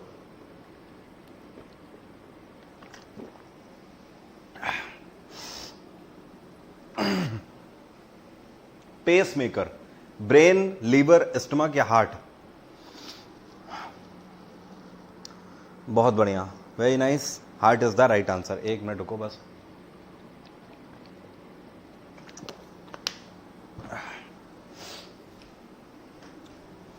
Pacemaker is associated with heart. एक क्वेश्चन अगर मैं आपसे पूछूं कि रेन, बारिश को नापने के लिए कौन सा यंत्र यूज किया जाता है? तो ध्यान रखना है, इसको बोलते हैं रेन गेज। क्या बोलते हैं? Rain gauge. ठीक है, बारिश को नापने के लिए रेन गेज का यूज किया जाता है। बोलते नहीं है 150 सेंटीमीटर बारिश हो रही है, 100 सेंटीमीटर बारिश हो रही है, ये रेन गेज की वजह से। Which of the following is known as master gland? आपसे कह रहा है हमारी बॉडी में मास्टर ग्लैंड किसको बोलते हैं? Pituitary gland, thymus gland, liver या फिर सेरेब्रम? जल्दी से आंसर करो। मास्टर ग्लैंड हमारी कौन सी है? मास्टर ग्लैंड कौन सी है? जल्दी से आंसर करिए। विच one is the right answer? बहुत बढ़िया, अग्रज आंसर सही है। अग्रज आंसर सही है, ये है पिट्यूटरी ग्लैंड। पिट्यूटरी ग्लैंड को मास्टर ग्लैंड बोलते हैं। जिन लोगों को नहीं पता है पिट्यूटरी ग्लैंड कहां होती है, ध्यान रखिएगा, पिट्यूटरी ग्लैंड आपकी कहां होती है? ब्रेन में होती है। और ये जो पिट्यूटरी ग्लैंड होती है, इसका काम क्या होता है? ये हार्मोन्स को प्रोड्यूस करती है। किसको? हार्मोन्स को। इस वजह से इसको मास्टर ग्लैंड के नाम से जाना जाता है। एक होती है थाइमस ग्लैंड, थाइमस ग्रंथि। आपसे एक क्वेश्चन ये पूछता है कि मनुष्य में जो बुढ़ापा आता है, हमारे अंदर जो एज जो दिखती है, ठीक है, जो जैसे जैसे मैं वृद्ध होऊंगा तो झुर्रियां पड़ने लगेंगी, तो ये जो एज दिखती है ये किसकी वजह से दिखती है? ये थाइमस ग्लैंड इसके लिए जिम्मेदार होती है। ठीक है, थाइमस ग्लैंड की वजह से एज दिखती है मनुष्य में, एक चीज ध्यान रखिएगा। अगला क्वेश्चन है human used which metal firstly? मानव ने सबसे पहले कौन सी धातु यूज करी थी? गोल्ड, सिल्वर, ब्रास या कूपर? ध्यान रखिएगा, मानव ने सबसे पहले कॉपर यूज किया था। तांबा मनुष्य ने सबसे पहले यूज किया था। एक क्वेश्चन आपसे और पूछता है, मनुष्य ने सबसे पहले वेपन्स, हथियार कौन से मेटल के यूज किए थे? मनुष्य ने सबसे पहले कूपर के ही हथियार यूज किए थे। ठीक है, तांबे के ही हथियार हमने सबसे पहले बनाए थे, मेटल में भी। ठीक है, मेटल की बात कर रहे हैं, अदरवाइज सबसे पहले हम लोगों ने हथियार किस चीज के बनाए थे? पत्थर के, स्टोन के। तो जब आपसे पूछे सबसे पहला हथियार हमने किस चीज का बनाया, तो आपका आंसर होगा स्टोन। जब आपसे पूछे कि कौन सी धातु के बनाए थे हथियार सबसे पहले, तो आंसर होगा Cooper. Which article is associated with Lok Sabha? Lok Sabha के लिए कौन सा आर्टिकल है? तो भैया मैं हमेशा आपको बताता हूं, पार्लियामेंट के लिए 79, ठीक है, और उसके बाद पार्लियामेंट के दोनों सदन, एक हो गया राज्यसभा, एक हो गया लोकसभा। तो राज्यसभा के लिए 80 और लोकसभा के लिए 81। आपसे लोकसभा पूछ रहा है, 81 हमारा आंसर है। बिल्कुल आराम से, कोई दिक्कत वाली बात ही नहीं है। What is the salary of president of India? आपसे कह रहा है भारत के राष्ट्रपति की सैलरी कितनी होती है? भारत के राष्ट्रपति की सैलरी 5 लाख रुपया होती है। पहले ये 2.5 लाख थी, 2017 से इसको डबल कर दिया गया है। अब भारत के राष्ट्रपति की सैलरी कितनी है? 5 लाख है। अगला क्वेश्चन, एस्ट्रोनॉट्स सी आउटर स्काई एज? आपसे कह रहा है जो एस्ट्रोनॉट्स होते हैं, ठीक है, जो अंतरिक्ष यात्री होते हैं, उनको बाहर का अंतरिक्ष किस रंग का दिखता है? ब्लैक, ब्लू, ग्रीन या व्हाइट? तो हमेशा ध्यान रखना, जो स्काई दिखता है वो ब्लैक दिखता है एस्ट्रोनॉट्स को। ठीक है, और हमें जो स्काई ब्लू दिखता है, ये किसकी वजह से दिखता है? ये वाटर की वजह से दिखता है, क्योंकि 71% वाटर है अर्थ में। ठीक है, पानी से ढका हुआ है अर्थ, इस वजह से वाटर का वो रिफ्लेक्शन होता है जो हमें आकाश नीला दिखाई देता है। Firstly metro train was started in which city in India. आपसे कह रहा है सबसे पहले भारत का ये कौन सा शहर है जहां पर मेट्रो ट्रेन की शुरुआत करी गई थी। सबसे पहली मेट्रो कोलकाता में चलाई गई थी। कहां पर? कोलकाता में। अगर आपसे पूछे भारत की सबसे ज्यादा हाई टेक्नोलॉजी मेट्रो कौन सी है, तो ध्यान रखना भारत की सबसे ज्यादा हाई टेक्नोलॉजी मेट्रो है दिल्ली मेट्रो। ठीक है, दिल्ली मेट्रो। और भारत के अभी तक की लेटेस्ट मेट्रो कौन सी है, तो आपका आंसर होगा लखनऊ मेट्रो। लखनऊ मेट्रो आपकी लेटेस्ट मेट्रो है। ठीक है, तो ध्यान रखना सबसे पहला कोलकाता मेट्रो। कोई दिक्कत तो नहीं? ये कौन है? Shahbaz Siddiqui, I am from Kolkata. क्या कोलकाता के मेरे इतने सारे स्टूडेंट हैं, मैं कोलकाता आना चाहता हूं। जब मैं कोलकाता आऊंगा तो आप लोगों को पक्का बता के आऊंगा और आप लोगों से मुलाकात जरूर करूंगा। मुझे लगता है जब भी मैं कोलकाता अगर मैं गया तो सबसे ज्यादा गैदरिंग कोलकाता में ही होगी स्टूडेंट्स की। इतने स्टूडेंट हैं कोलकाता से, आई थिंक मेरे सबसे ज्यादा स्टूडेंट कोलकाता से ही है। तो कोलकाता का प्लान नेक्स्ट ईयर तक बन सकता है। नेक्स्ट ईयर में अभी 3-4 ही महीने बचे हुए हैं, तो बन सकता है। मैं जब आऊंगा तो आप लोग बताऊंगा। हाँ जी अविरल, मैंने देखा कानपुर में भी काम चालू हो गया है मेट्रो का। अभी लेकिन कानपुर वाली बनी नहीं है ना। जब बन जाएगी, जब बन के तैयार होगी तो लेटेस्ट मेट्रो होगी। अभी तक की हमारी लेटेस्ट मेट्रो तो लखनऊ है ना, संचालित मेट्रो जिसको बोलेंगे। In which year Indian railway was establish. भारतीय रेल की स्थापना कब करी गई? भारतीय रेलवे की स्थापना 1853 में करी गई थी। किसके टाइम पीरियड पे करी गई थी? लॉर्ड डलहौजी को इसका क्रेडिट जाता है। इंडियन रेलवेज, इंडियन रेलवेज का हेडक्वार्टर क्या है? नई दिल्ली इसका हेडक्वार्टर है। और 1854 में अगले ही साल इंडिया पोस्ट ऑफिस की स्थापना करी गई थी। पोस्ट ऑफिस की स्थापना। ठीक है, तो पोस्ट ऑफिस 54 और 53 इंडियन रेलवे। और करंट अफेयर का क्वेश्चन आप सभी को ध्यान रखना है। इंडियन रेलवे के पहले सीईओ अभी कौन बनाए गए हैं? अभी इसी महीने कौन बनाए गए हैं इंडियन रेलवे के पहले सीईओ? ध्यान रखिएगा, ये हैं वीके यादव, विनोद कुमार यादव। विनोद कुमार यादव पिछले कई टाइम से इंडियन रेलवेज के रेलवे बोर्ड के चेयरपर्सन भी थे, तो अब इनको अतिरिक्त पदभार दे दिया गया है। अब ये चेयरपर्सन के साथ साथ सीईओ भी बन गए हैं रेलवे, इंडियन रेलवे के। ठीक है, तो विनोद कुमार यादव ध्यान रखना।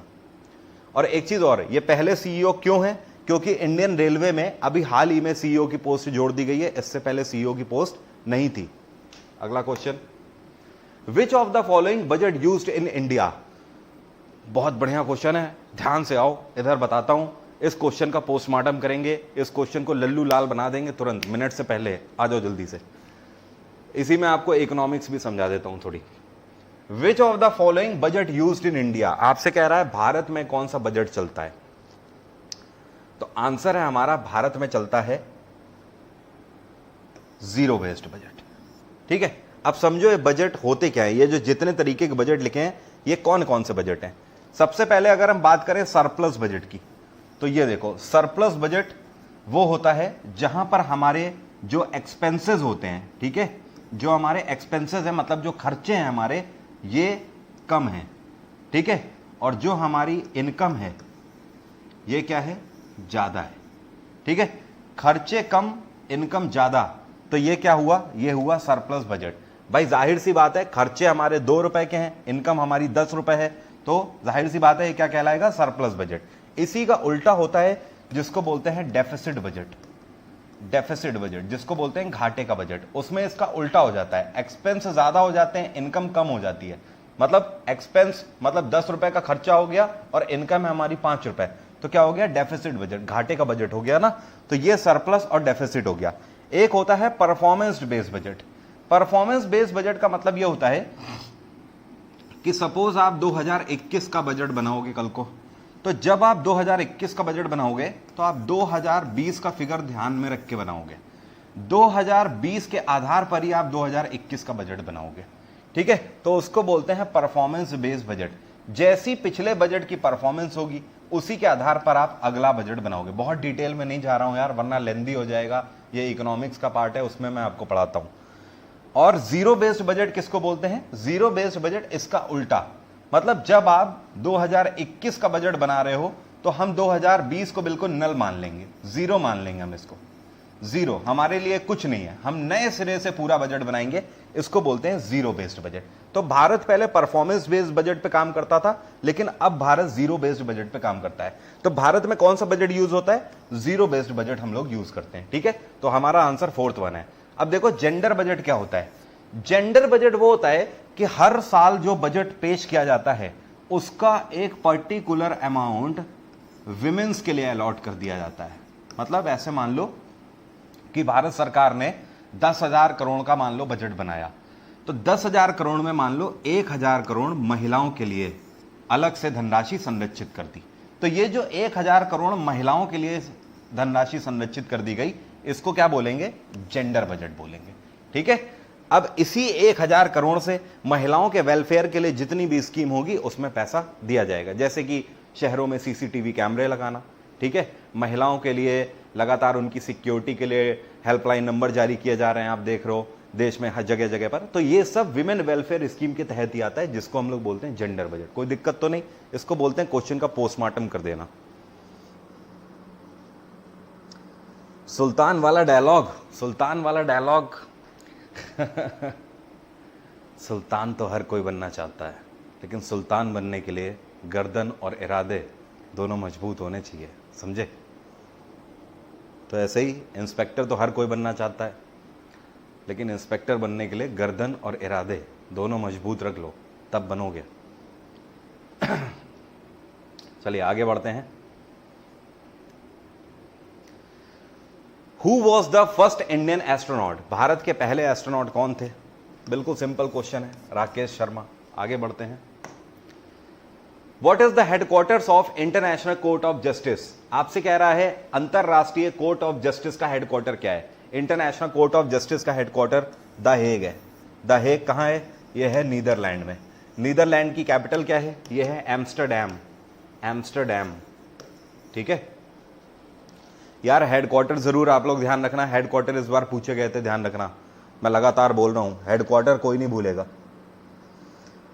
सानिब मैं पढ़ रहा हूं, मैं आपका मैं मैसेज आपका पढ़ रहा हूं।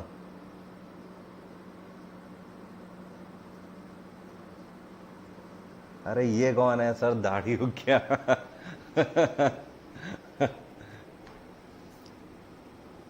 चलिए आगे बढ़ते हैं। चलो 62 पे हैं, 70 क्वेश्चन के बाद फिर एक डायलॉग सुनाऊंगा, ठीक है, 8 क्वेश्चन के बाद। आगे, व्हेन वी ऑब्जर्व हिंदी दिवस। हिंदी दिवस अभी हम लोगों ने हाल ही में मनाया। जल्दी बताओ हिंदी दिवस हम लोग कौन से दिन मनाते हैं? बहुत इंपॉर्टेंट क्वेश्चन है। हिंदी दिवस, हिंदी दिवस हम लोग कब मनाते हैं? जल्दी आंसर करो। हिंदी दिवस इस वजह से नहीं बता रहा हूं क्योंकि अभी हाल ही में मनाया गया है। हिंदी दिवस, बहुत बढ़िया। अग्रज का आंसर सही है, विशाल का भी आंसर सही है। जो लोग बोल रहे हैं 14 सितंबर, यार अभी अभी जब बोल ही रहा हूं अभी अभी मनाया गया है, तो जाहिर सी बात है, ठीक है। हिंदी दिवस 14 सितंबर को। अच्छा एक बात बताओ, वर्ल्ड स्पैरो डे हम लोग किस दिन मनाते हैं? वर्ल्ड स्पैरो डे, विश्व गौरैया दिवस। विश्व गौरैया दिवस, गौरैया दिवस कब मनाते हैं? 20 मार्च को। कब मनाते हैं? 20 मार्च को। स्पैरोज विलुप्त हो रही हैं, ठीक है, डिस्टिंक्ट प्रजाति हो रही है, एक्सटिंक्ट प्रजाति हो रही है स्पैरो। तो गौरैयों को संरक्षित करने के लिए वर्ल्ड स्पैरो डे मनाया जाता है 20 मार्च को हर साल। विच of the following invented rocket in India? आपसे कह रहा है इनमें से कौन है जिसको क्रेडिट जाता है जिसने भारत में रॉकेट इन्वेंट किए? तो रॉकेट को बनाने वाला सबसे पहला व्यक्ति था भारत में हैदर अली। कौन? हैदर अली। हैदर अली को क्रेडिट जाता है भारत में सबसे पहले रॉकेट इन्वेंट करने के लिए, ठीक है। अगर आपसे पूछे रॉकेट को यूज किसने किया सबसे पहले, किस भारतीय शासक ने रॉकेट को सबसे पहले यूज किया, तो आपका आंसर होगा टीपू सुल्तान, जो हैदर अली का बेटा था। हैदर अली ने रॉकेट को इन्वेंट किया, लेकिन टीपू सुल्तान ने उसको यूज किया। एक चीज और, कई बार आपसे क्वेश्चन पूछता है कि हैदर अली जो वेशभूषा धारण करता था, मतलब जो हैदर अली जो कॉस्ट्यूम अपनी पहनता था, जो हैदर अली की पगड़ी होती थी, जो ड्रेस होती थी, वो कौन सी पद्धति की थी? तो ध्यान रखना, हैदर अली मुगलई कॉस्ट्यूम पहनता था। मुगलई कॉस्ट्यूम, ठीक है, मुगलों की पद्धति की वो पूरी वेशभूषा अपनी रखता था हैदर अली। और हैदर अली कहाँ के शासक थे? मैसूर के, मैसूर के शासक। चलो एक क्वेश्चन मैं आपसे पूछता हूं, एक क्वेश्चन मैं आपसे पूछता हूं, पढ़ाया हुआ है मैंने, प्लस में पढ़ाया हुआ है आपको एक क्वेश्चन। आप बताओ हैदर अली मैसूर का शासक जब बना तो किस डायनेस्टी, कौन सी डायनेस्टी उस टाइम पर मैसूर में थी? आंसर लिखो जल्दी से। मैसूर में उस टाइम पे कौन सी डायनेस्टी थी? अविरल आप बताओगे, अविरल आप बताओगे, आंसर करो अविरल जल्दी से। अरे स्टडी पॉइंट इधर जल्दी से ध्यान दीजिए, जल्दी बताइए।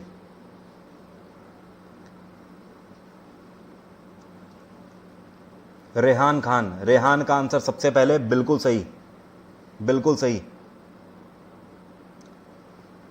बिल्कुल सही। रेहान खान आंसर सही है।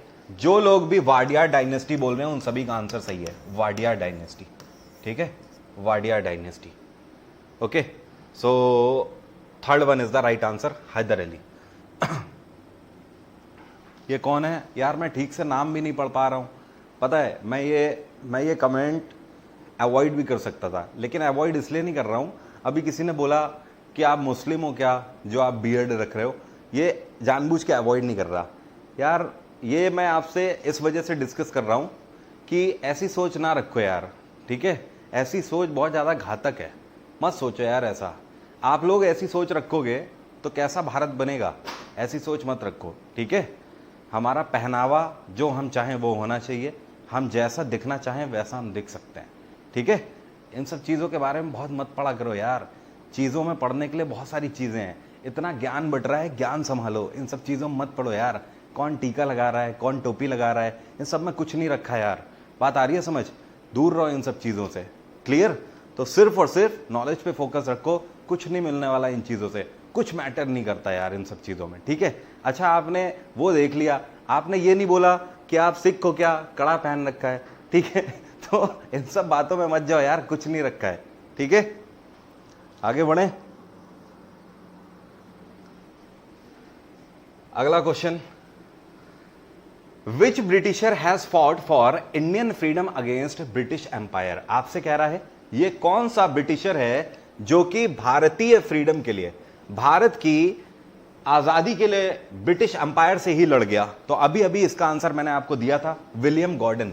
जो लोग पहले से पढ़ रहे हैं, मैंने अभी कुछ टाइम पहले आपको बताया था कि विलियम गॉर्डन कौन था?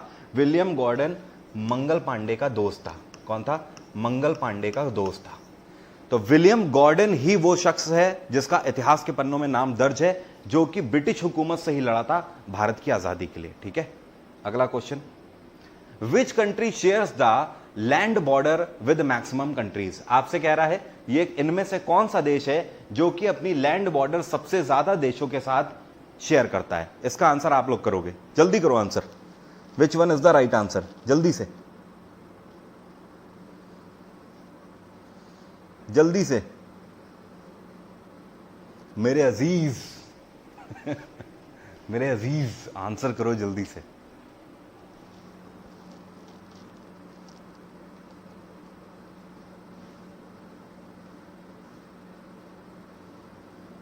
चाइना पक्का लॉक कर दूं?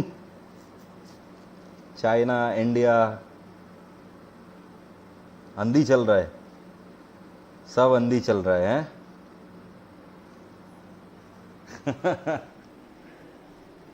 सब अंधी चल रहा है। चलो, ये आज का एक ऐसा क्वेश्चन है जो कि कल की क्लास में सबसे पहले डिस्कस करूंगा। इसका आंसर आप लोग खुद ढूंढो, ठीक है? 66 नंबर क्वेश्चन मार्क कर लो। कल सबसे पहले इस क्वेश्चन को डिस्कस करूंगा। ये आज का होमवर्क है, सिर्फ जरा सा क्वेश्चन देखना और बताना। इनमें से एक बार क्लोजर ले लो आप सभी लोग, चारों ऑप्शन आपको याद रहे ताकि, ठीक है? Hyderabad is situated in which bank of river? आपसे कह रहा है हैदराबाद कौन सी नदी के किनारे पर स्थित है? हैदराबाद मूसी नदी के किनारे पर स्थित है। हैदराबाद को किसने बसाया हुआ है? ध्यान रखिए, कई बार आपसे पूछता है हैदराबाद की स्थापना किसने करी है? ये करी है कुली कुतुब शाह ने। किसने? कुली कुतुब शाह ने हैदराबाद की स्थापना करी है। आपसे कई बार क्वेश्चन ये भी पूछता है कि हैदराबाद में चार मीनार की स्थापना किसने करी है? चार मीनार, तो इसकी भी स्थापना कुली कुतुब शाह ने ही करी है। कब करी है? 1591 में करी हुई है। Which gas mainly found in biogas, आपसे कह रहा है बायोगैस जो होती है इसी को हिंदी में क्या बोलते हैं, गोबर गैस बोलते हैं, इसी को गोबर गैस बोलते हैं। तो गोबर गैस जो है, जो बायोगैस है, इनमें सबसे ज्यादा कौन सी गैस पाई जाती है, मेनली कौन सी गैस, तो मीथेन यहां पर सबसे ज्यादा पाई जाती है। Third one is the right answer.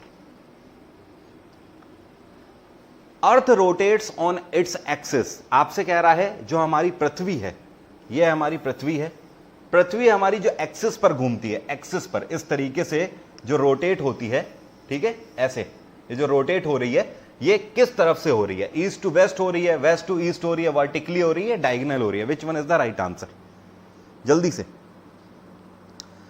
अर्थ जो है ये वेस्ट टू ईस्ट हो रही है या ईस्ट टू वेस्ट हो रही है, वर्टिकली हो रही है, डायगोनल हो रही है, बिल्कुल सही, वेस्ट टू ईस्ट, ठीक है, वेस्ट टू ईस्ट, ध्यान रखना।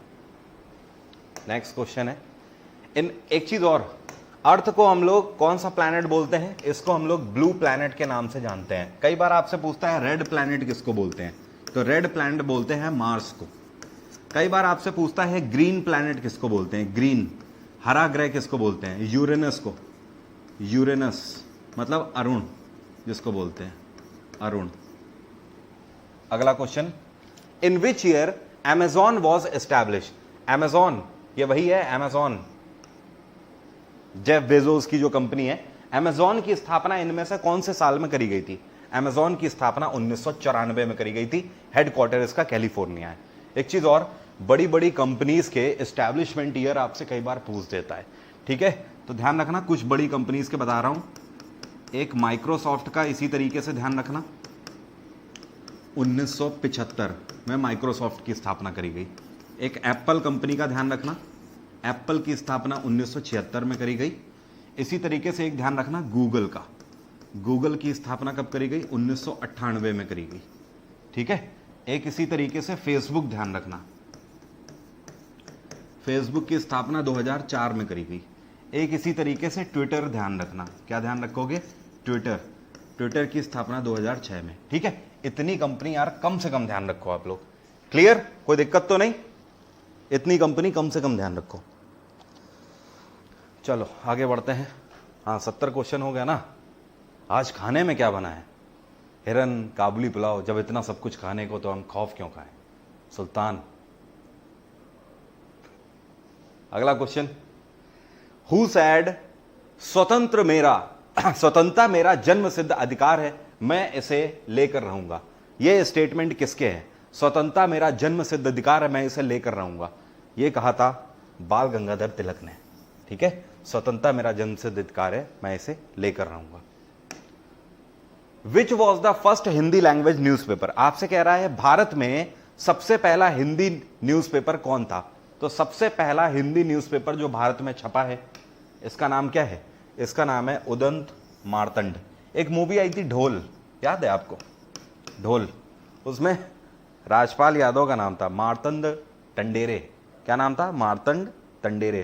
तो उसमें बोलता है ना, पान ऐसे खाया जाता है, पान ऐसे नहीं खाया जाता, रगड़ के चूना कत्था लगा के फिर उसमें किमाम, जब ऐसे रगड़ो तो बनता है पान, समझे। तो वही मार्तंड याद आ गया। उदंत मार्तंड भारत का पहला हिंदी लैंग्वेज न्यूज़पेपर था। अगला क्वेश्चन है, our solar system exist in which Galaxy, बात आ रही है समझ, आपसे क्या पूछ रहा है, हमारा घर, हमारा जो सोलर सिस्टम है पूरा, जहां पर हमारे सारे प्लैनेट हैं, ये कौन सी गैलेक्सी में है, तो हमारी गैलेक्सी है मिल्की वे गैलेक्सी, क्या बोलते हैं इसको, Milky Way galaxy. Next question है, Tulsidas has written Ramcharitmanas in which Hindi script, अब बताओ इसका आंसर कौन बता सकता है। क्वेश्चन का मतलब बिल्कुल सिंपल सा है कि तुलसीदास ने जो रामचरितमानस लिखी हुई है ये कौन सी हिंदी स्क्रिप्ट में लिखी हुई है, जल्दी से आंसर करो। तुलसीदास ने रामचरितमानस कौन सी लैंग्वेज में लिखी हुई है, अवधी, खड़ी बोली, देवनागरी या फिर सूर्यमुखी, विच one is the right answer. Awadhi, Awadhi is the right answer, ठीक है, अवधी इज द राइट आंसर, ठीक है, ध्यान रखिएगा। अगला क्वेश्चन है, India has won 8 times gold in which Olympic games, आपसे कह रहा है इनमें से कौन सा ओलंपिक गेम है जिसमें भारत ने 1 2 नहीं पूरे 8 बार गोल्ड जीता है। भारत ने 8 बार गोल्ड जीता है हॉकी में। किसमें? हॉकी में। एक चीज और, हम लोग हॉकी में 8 बार गोल्ड जीत चुके हैं ओलंपिक्स में। इसी वजह से पूरे वर्ल्ड को ये लगने लगा कि हॉकी हमारा नेशनल गेम है, लेकिन एक्चुअली हॉकी हमारा नेशनल गेम है ही नहीं। हमारा नेशनल गेम कोई भी नहीं है। तो जब भी आपसे पूछेगा हमारा नेशनल गेम क्या है, तो आपका आंसर होगा नन ऑफ अबव। कुछ भी हमारा नेशनल गेम नहीं है। अगला question, where is the headquarter of international Olympics? इसका आंसर आप लोग करोगे, क्या कोई कर सकता है या मैं ही बता दूं? चलो मैं ही बता देता हूं। इंटरनेशनल ओलंपिक्स का हेडक्वार्टर है लाओसेन। क्या है हेडक्वार्टर? लाओसेन। अगला क्वेश्चन है, which of the following colour is not present in Olympic logo? ये क्वेश्चन एसएससी सीजीएल 2019 का है। इसी बार का ये क्वेश्चन है। इसमें आपसे पूछा था कि ये जो ओलंपिक्स हैं, ओलंपिक्स के जो रिंग्स होते हैं, इनमें से कौन सा कलर प्रेजेंट नहीं होता है? तो देखो, रेड भी होता है, ग्रीन भी होता है, ब्लैक भी होता है, ब्राउन नहीं होता है। तो ब्राउन हमारा आंसर है इसमें। कौन कौन से कलर होते हैं? रेड होता है, ग्रीन होता है, ब्लैक होता है, ब्लू होता है, ठीक है, और येलो होता है। समझ गए? और एसएससी सीजीएल में इस बार ये क्वेश्चन पूछा गया था। एसएससी सीजीएल में बस ब्राउन की जगह कर दो पिंक, इन्होंने पिंक लिख दिया था। ये आंसर था। जिन लोगों ने इस बार सीजीएल दिया होगा उन्हें याद होगा ये question. Olympics 2020 was scheduled to be held in which country? Olympics 2020 कहां पर होने थे? ओलंपिक्स 2020 जो कि हो नहीं पाए कोविड-19 की वजह से, ये कहां पर होने थे? चाइना, इंडिया, जापान या इंडोनेशिया? करंट अफेयर का भी ये क्वेश्चन है,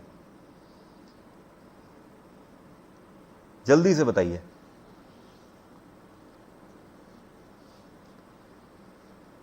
बिल्कुल सही, जापान वाले सभी आंसर सही हैं। राहुल, अग्रज, यश, सभी के आंसर सही हैं। जापान में इस बार टोक्यो में होने थे, ठीक है, कोविड की वजह से नहीं हो पाए। अगला क्वेश्चन, अच्छा एक चीज और, इस बार का करंट अफेयर में पता है ना, आईपीएल के लिए आपको ध्यान रखना है। आईपीएल का कौन सा एडिशन इस बार खेला जा रहा है? आईपीएल का 13वां एडिशन खेला जा रहा है। कब से शुरू हुआ है? 19 सितंबर से आईपीएल शुरू हो चुका है। आईपीएल को होस्ट कौन सा देश कर रहा है? यूएई कर रहा है, यूएई, ठीक है। और यार आईपीएल ज्यादा मत देखना यार, ठीक है। कोशिश रहनी चाहिए आपकी 2020 वाले एग्जाम्स में ही सिलेक्शन ले लेना है, सीईटी के लिए जाने की नौबत ना आने पाए, ठीक है। ओके, तो कोशिश यही आप सबकी रहनी चाहिए। और उसके लिए आईपीएल को थोड़ा सा इग्नोर मारो। जिंदगी पड़ी हुई है आईपीएल देखने के लिए, थोड़ी बहुत यहाँ पर क्लासेस कर लो, पढ़ाई कर लो इस टाइम पर, ठीक है। अभी पढ़ाई में टाइम दे दोगे, जिंदगी भर आराम से पॉपकॉर्न खाते हुए घर पे आईपीएल देखोगे, नहीं तो दिक्कत हो जाएगी, ठीक है। हु रोट फेमस सॉन्ग झंडा ऊंचा रहे हमारा? ये गाना हर भारतीय ने सुना होगा, झंडा ऊंचा रहे हमारा। कौन बने करोड़पति में भी ये क्वेश्चन पूछा जा चुका है, एसएससी पूछ चुका है, रेलवे पूछ चुका है। झंडा ऊंचा रहे हमारा, विजयी विश्व तिरंगा प्यारा, ये किसके द्वारा लिखा गया है? जल्दी से बताओ,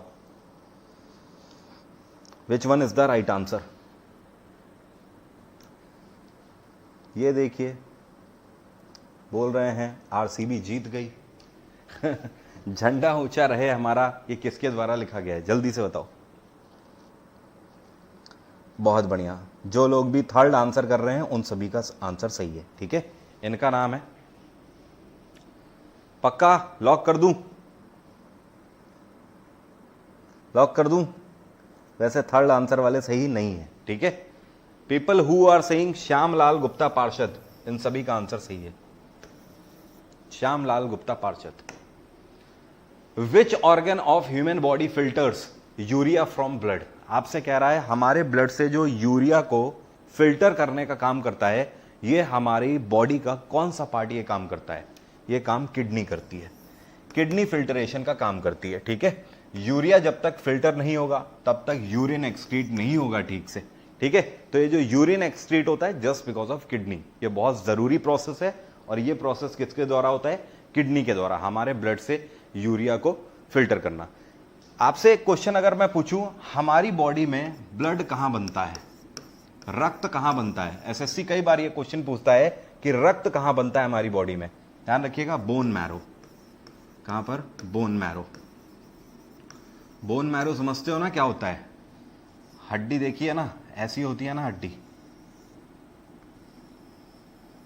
ऐसी होती है ना हड्डी।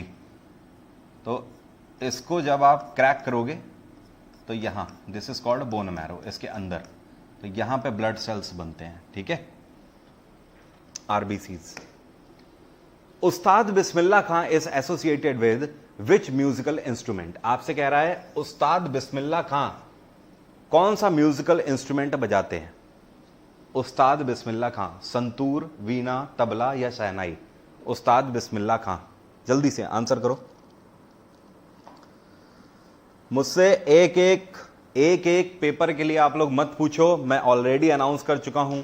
सीएचएसएल हो, सीजीएल हो, कोई भी पेपर हो यार, हर जगह एक ही तरीके के क्वेश्चन पूछे जाते हैं। एक एक पेपर के लिए मत पूछिए। आप किसी भी वनडे एग्जाम की तैयारी कर रहे हो, यहां से आपको क्वेश्चन मिलेंगे ही मिलेंगे, 100% मिलेंगे क्वेश्चन। बिल्कुल सही, शहनाई जो लोग बोल रहे हैं उन सभी का आंसर सही है। Ustad Bismillah Khan is associated with shehnai. Which of the following range is known as Himadri? आपसे कह रहा है इनमें से कौन सी हिमालय की रेंज है जिसको हिमाद्री के नाम से जाना जाता है? हिमाद्री का मतलब समझते हो क्या होता है? हिमाद्री का मतलब है हिम से आच्छादित, और हिम मतलब क्या होता है? हिम मतलब होता है बर्फ। तो जो बर्फ से ढकी हुई हो, तो ये कौन सी है? ये आपकी ग्रेटर हिमालय। ग्रेटर हिमालय को हिमाद्री के नाम से जाना जाता है, जो कि बर्फ से आच्छादित रहती है पूरे 12 महीने। Which women has firstly submitted the Mount Everest in the world? अब आपसे कह रहा है पूरी दुनिया की बात कर रहा है, पूरे वर्ल्ड में सबसे पहले माउंट एवरेस्ट को चढ़ने वाली महिला कौन है? जुंको तबई, अलेरा कोनेको, स्टेमन नीना या फिर Aparna Kumari? Which one is the right answer? Which one is the right answer? Which one is the right answer? जल्दी से बताइए।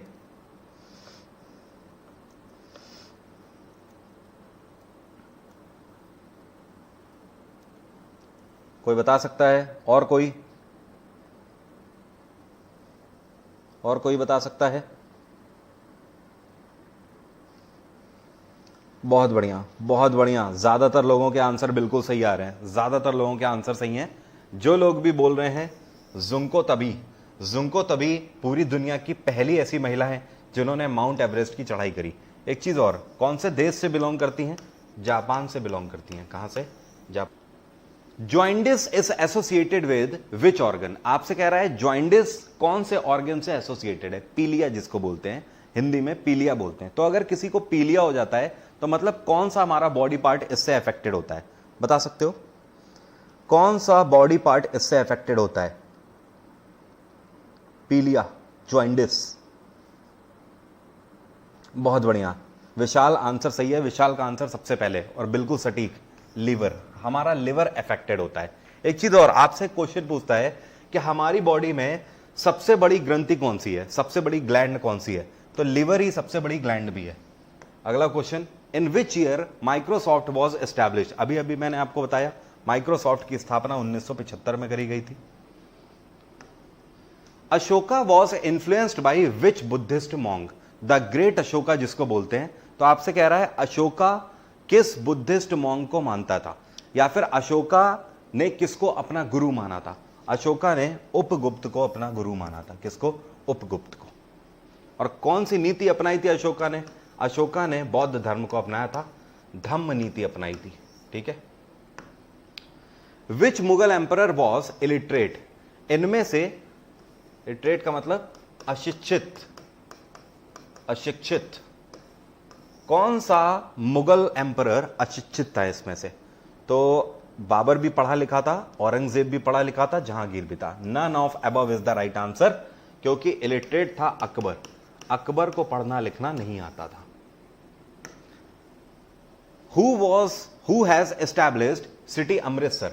इसका आंसर मैं ऑलरेडी आपको बता चुका हूं, अभी अभी मैंने आपको कुछ टाइम पहले बताया था। यह है गुरु रामदास। कौन है? गुरु रामदास। गुरु रामदास को अमृतसर शहर और उसमें हरमंदिर साहिब को एस्टैब्लिश करने का क्रेडिट दिया जाता है। Which of the following has started langar system in Sikh religion? आप देखते हो सिख धर्म में गुरुद्वारों में जो लंगर चलता रहता है, तो ये जो लंगर का सिस्टम है ये किसके द्वारा दिया गया था? बता सकते हो? गुरु नानक देव, गुरु गोविंद सिंह, गुरु अर्जन देव या फिर गुरु अंगद देव? बताइए जल्दी से, बताइए जल्दी से। बिल्कुल सिंपल और थोड़ा सा डिफरेंट क्वेश्चन है, बता सकते हो? लंगर सिस्टम किसके द्वारा इंट्रोड्यूस किया गया था? Langar system. Can anybody tell? Aviral आप बता सकते हो?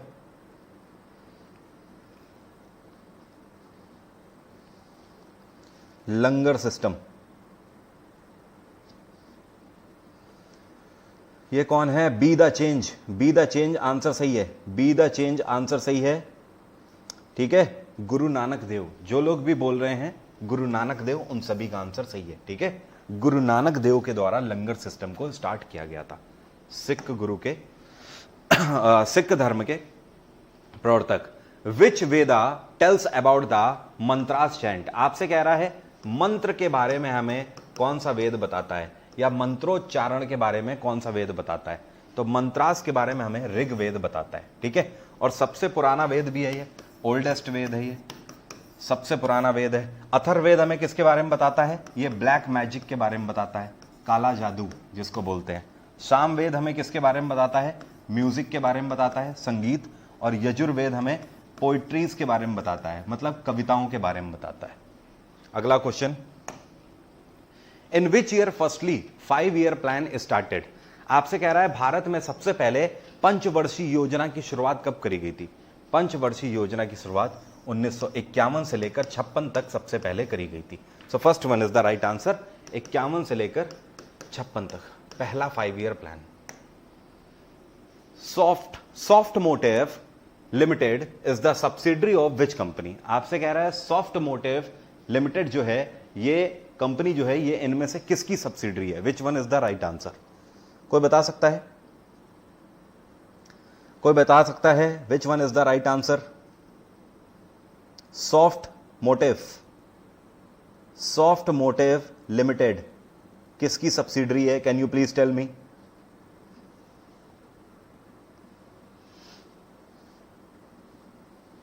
Can anybody tell? बहुत बढ़िया, बहुत बढ़िया। माइक्रोसॉफ्ट ऑरेकल, माइक्रोसॉफ्ट ऑरेकल, बार बार नाम आ रहा है, माइक्रोसॉफ्ट या ऑरेकल। बस 2 ही आंसर आ रहे हैं मेरे सामने, सिर्फ 2 ही आंसर आ रहे हैं। और कोई बताना चाहेगा?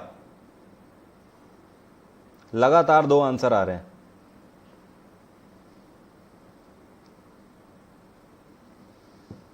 कोई आइडिया नहीं है भाई साहब। जो लोग भी माइक्रोसॉफ्ट वाले हैं उन सबका आंसर सही है। ठीक है, ऑरेकल वाले सही नहीं है। Chinese traveller Hiuen Tsang studied in which Indian university? आपसे कह रहा है चाइनीज यात्री जो हेनसांग था, यह भारत की कौन सी यूनिवर्सिटी में पढ़ा था? तक्षशिला यूनिवर्सिटी, नालंदा विश्वविद्यालय, मगध यूनिवर्सिटी, या फिर Hampi university? Which one is the right answer? बता सकते हो? केवल 8 क्वेश्चन इसके बाद और बचे हुए हैं। 8 क्वेश्चन के बाद क्लास समाप्त हो जाएगी। बताइए। नालंदा विश्वविद्यालय इज द राइट आंसर। ठीक है, चाइनीज ट्रैवलर जो हेनसांग है, ये कहां से पढ़ा हुआ है? नालंदा विश्वविद्यालय से। अगला क्वेश्चन है, which of the following has made Lahore as his capital? आपसे कह रहा है इनमें से कौन सा शासक है जिसने लाहौर को अपनी कैपिटल बनाया था? देखो, इल्तुतमिश ने दिल्ली को अपनी कैपिटल बनाया था, बलबन ने भी दिल्ली को ही अपनी कैपिटल बनाया था, फिरोज शाह तुगलक ने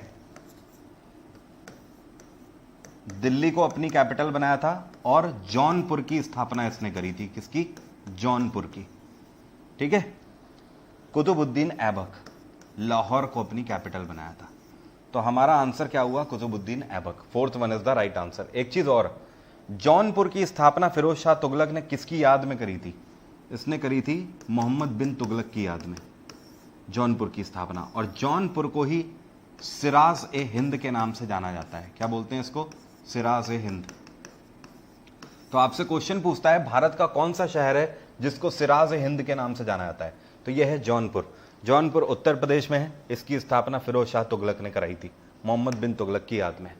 what is the speed of light? Light की स्पीड कितनी होती है? प्रकाश की चाल कितनी होती है? बता सकते हो? बिल्कुल सिंपल क्वेश्चन है। प्रकाश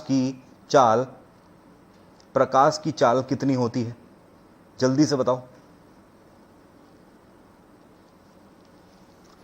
ऑप्शन आपके सामने है, जल्दी से। 2 lakh kilometre per second, 4 lakh, 5 lakh या फिर 3 lakh. Which one is the right answer? प्रकाश की चाल कितनी होती है?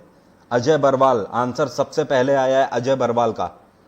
प्रियांशु, यशपाल, आदित्य, सभी के आंसर सही है। अक्षय मौर्य, आंसर सही है। अक्षय क्लास में हैं आप, क्या बात है। अक्षय कैसे हो भाई? 4th one is the right answer. जल्दी अनाउंस करूंगा अक्षय, डोंट वरी। तो 3 लाख किलोमीटर पर सेकेंड, ठीक है, लाइट की चाल।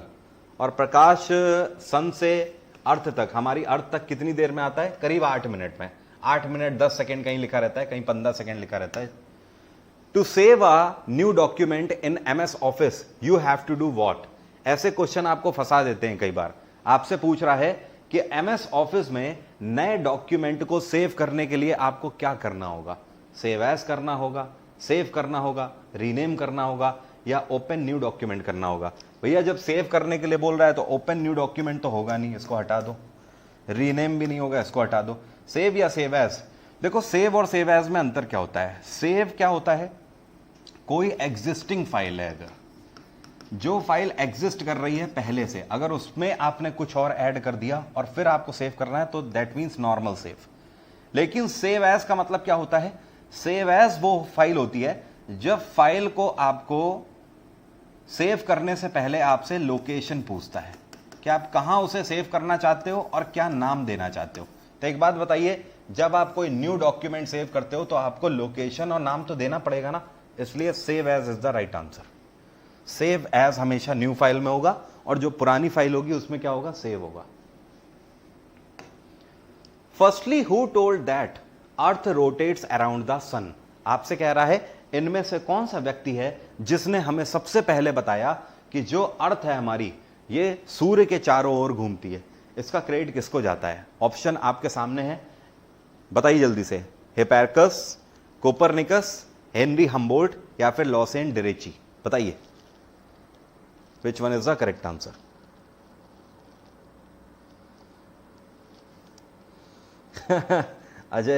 अजय कहना है नामकरण होता है फाइल का। बिल्कुल सही बोला आपने, हिंदी में नामकरण ही इसको बोलेंगे। बहुत बढ़िया। कूपरनिकस, सभी के आंसर बिल्कुल सही है। निखिल ठाकुर क्लास में आ चुके हैं, आपका भव्य स्वागत है। निखिल आइए, स्वैग से स्वागत किया जाए निखिल ठाकुर का। Copernicus is the right answer. Who has established Charminar इन हैदराबाद? अभी अभी मैंने आपको बताया था कुली कुतुब शाह को इसका क्रेडिट जाता है चार मीनार को हैदराबाद में एस्टैब्लिश करने के लिए। चार मीनार को 1591 में एस्टैब्लिश किया गया था। और चार मीनार की हाइट कितनी है? इसकी हाइट है 56 मीटर। कितनी? 56 मीटर चार मीनार की height. When we observe sports day, sports day हम लोग कौन से दिन मनाते हैं बता सकते हो? 1 मार्च, 22 मई, 14 दिसंबर या 29 अगस्त? हिंट केवल इतना दे सकता हूं कि अभी हाल ही में मनाया था। जल्दी से बताइए, जल्दी बताइए, स्पोर्ट्स डे हम लोग किस दिन मनाते हैं? स्पोर्ट्स डे हम लोग किस दिन मनाते हैं? जल्दी से आंसर करो। बहुत बढ़िया, अविरल आंसर सही है। आयुष आंसर सही है। People who are saying 29 August, they all are correct. ठीक है, 29 अगस्त को स्पोर्ट्स डे। अगला क्वेश्चन है, we celebrate sports day in the memory of whom? जो हम लोग स्पोर्ट्स डे मनाते हैं 29 अगस्त को, ये किसकी याद में मनाते हैं? ये हम लोग मेजर ध्यानचंद की याद में मनाते हैं। किसकी याद में मनाते हैं? मेजर ध्यानचंद की याद में। बिल्कुल सही अविनाश, वेरी नाइस। अगला क्वेश्चन भी यही था। ठीक है, अच्छा एक चीज़ और, आप में से जिन लोगों को भी ये लग रहा हो कि पीडीएफ का क्या है, मैंने ऑलरेडी पहले बोला हुआ है कि पीडीएफ ये जब क्लासेस आपकी खत्म होंगी उसके बाद मैं आपको प्रिंटेबल फॉर्मेट दूंगा पीडीएफ का। प्रिंटेबल फॉर्मेट का मतलब ये है कि एक एक पेज में 10-10 क्वेश्चन आपके होंगे। ठीक है, तो उससे क्या होगा, 10 क्या और ज़्यादा क्वेश्चन होंगे, उससे क्या होगा, आप उसका प्रिंट आउट करा लेना। उसके बाद आपके पास ये क्वेश्चन सारे तो सेव हो जाएंगे, मतलब ये वीडियोस तो आपके पड़े ही रहेंगे। तो इन वीडियोस पे जा जाके आपको क्या करना है, बस उसकी प्रिंट आउट निकाल के लाना और टिक लगा लेना, आपके पास पूरे स्टोर हो जाएंगे। वो 1500 MCQ की पूरी एक किताब बन जाएगी। तो वो मैं बिल्कुल लास्ट में दूंगा, अभी केवल क्लासेस को एंजॉय करो। आज की क्लास यहीं तक रहेगी। पूरे 100 क्वेश्चन उम्मीद करता हूं आपने एंजॉय किए होंगे। उम्मीद करता हूं बहुत बेहतर फील कर रहे होंगे 100 क्वेश्चन करके, डिफरेंट डिफरेंट तरीके के क्वेश्चन। अभी पूरे 1400 क्वेश्चन बाकी हैं, 14 दिन बाकी हैं। अगले 14 दिन तक इसी तरीके से रात में मेहनत करेंगे और 5 अक्टूबर को जब मिलेंगे तो ये मेरा दावा है कि आप बहुत ही प्यारा फील कर रहे होगे, जबरदस्त फील कर रहे होगे। आपको लगेगा कि यार वाकई में मैंने रिवीजन किया है, वाकई में मैंने जीएस को रिवीजन किया है। तो 5 अक्टूबर तक लगातार मिलेंगे रात 10 बजे इसी तरीके से, चाहे जितना टाइम लगे। कभी 1 घंटे की भी क्लास में निपट जाएंगे, कभी 1.5 घंटे लगेगा, कभी 2 घंटे भी हो सकता है। लेकिन अभी वादा करो, अभी अपने आप से कसम खाओ कि हां ये पूरे 1500 एमसीक्यू करेंगे 5 अक्टूबर तक। मैं मेहनत कर रहा हूं इतनी रात में, मेरे साथ आप भी मेहनत करोगे, ठीक है। रिवीजन करके जाओ इन 1500 एमसीक्यूज को, आप देखो पेपर कैसे नहीं निकलता है, बहुत आराम से कोई भी पेपर दे लेना जाके, ठीक है। आज की बात यहीं तक, bye bye, take care, have a nice day, ठीक है। चलो बाय एवरीवन। और यार वीडियो को दबा के लाइक करो, सुल्तान को मोहब्बत बख्शो। बाय।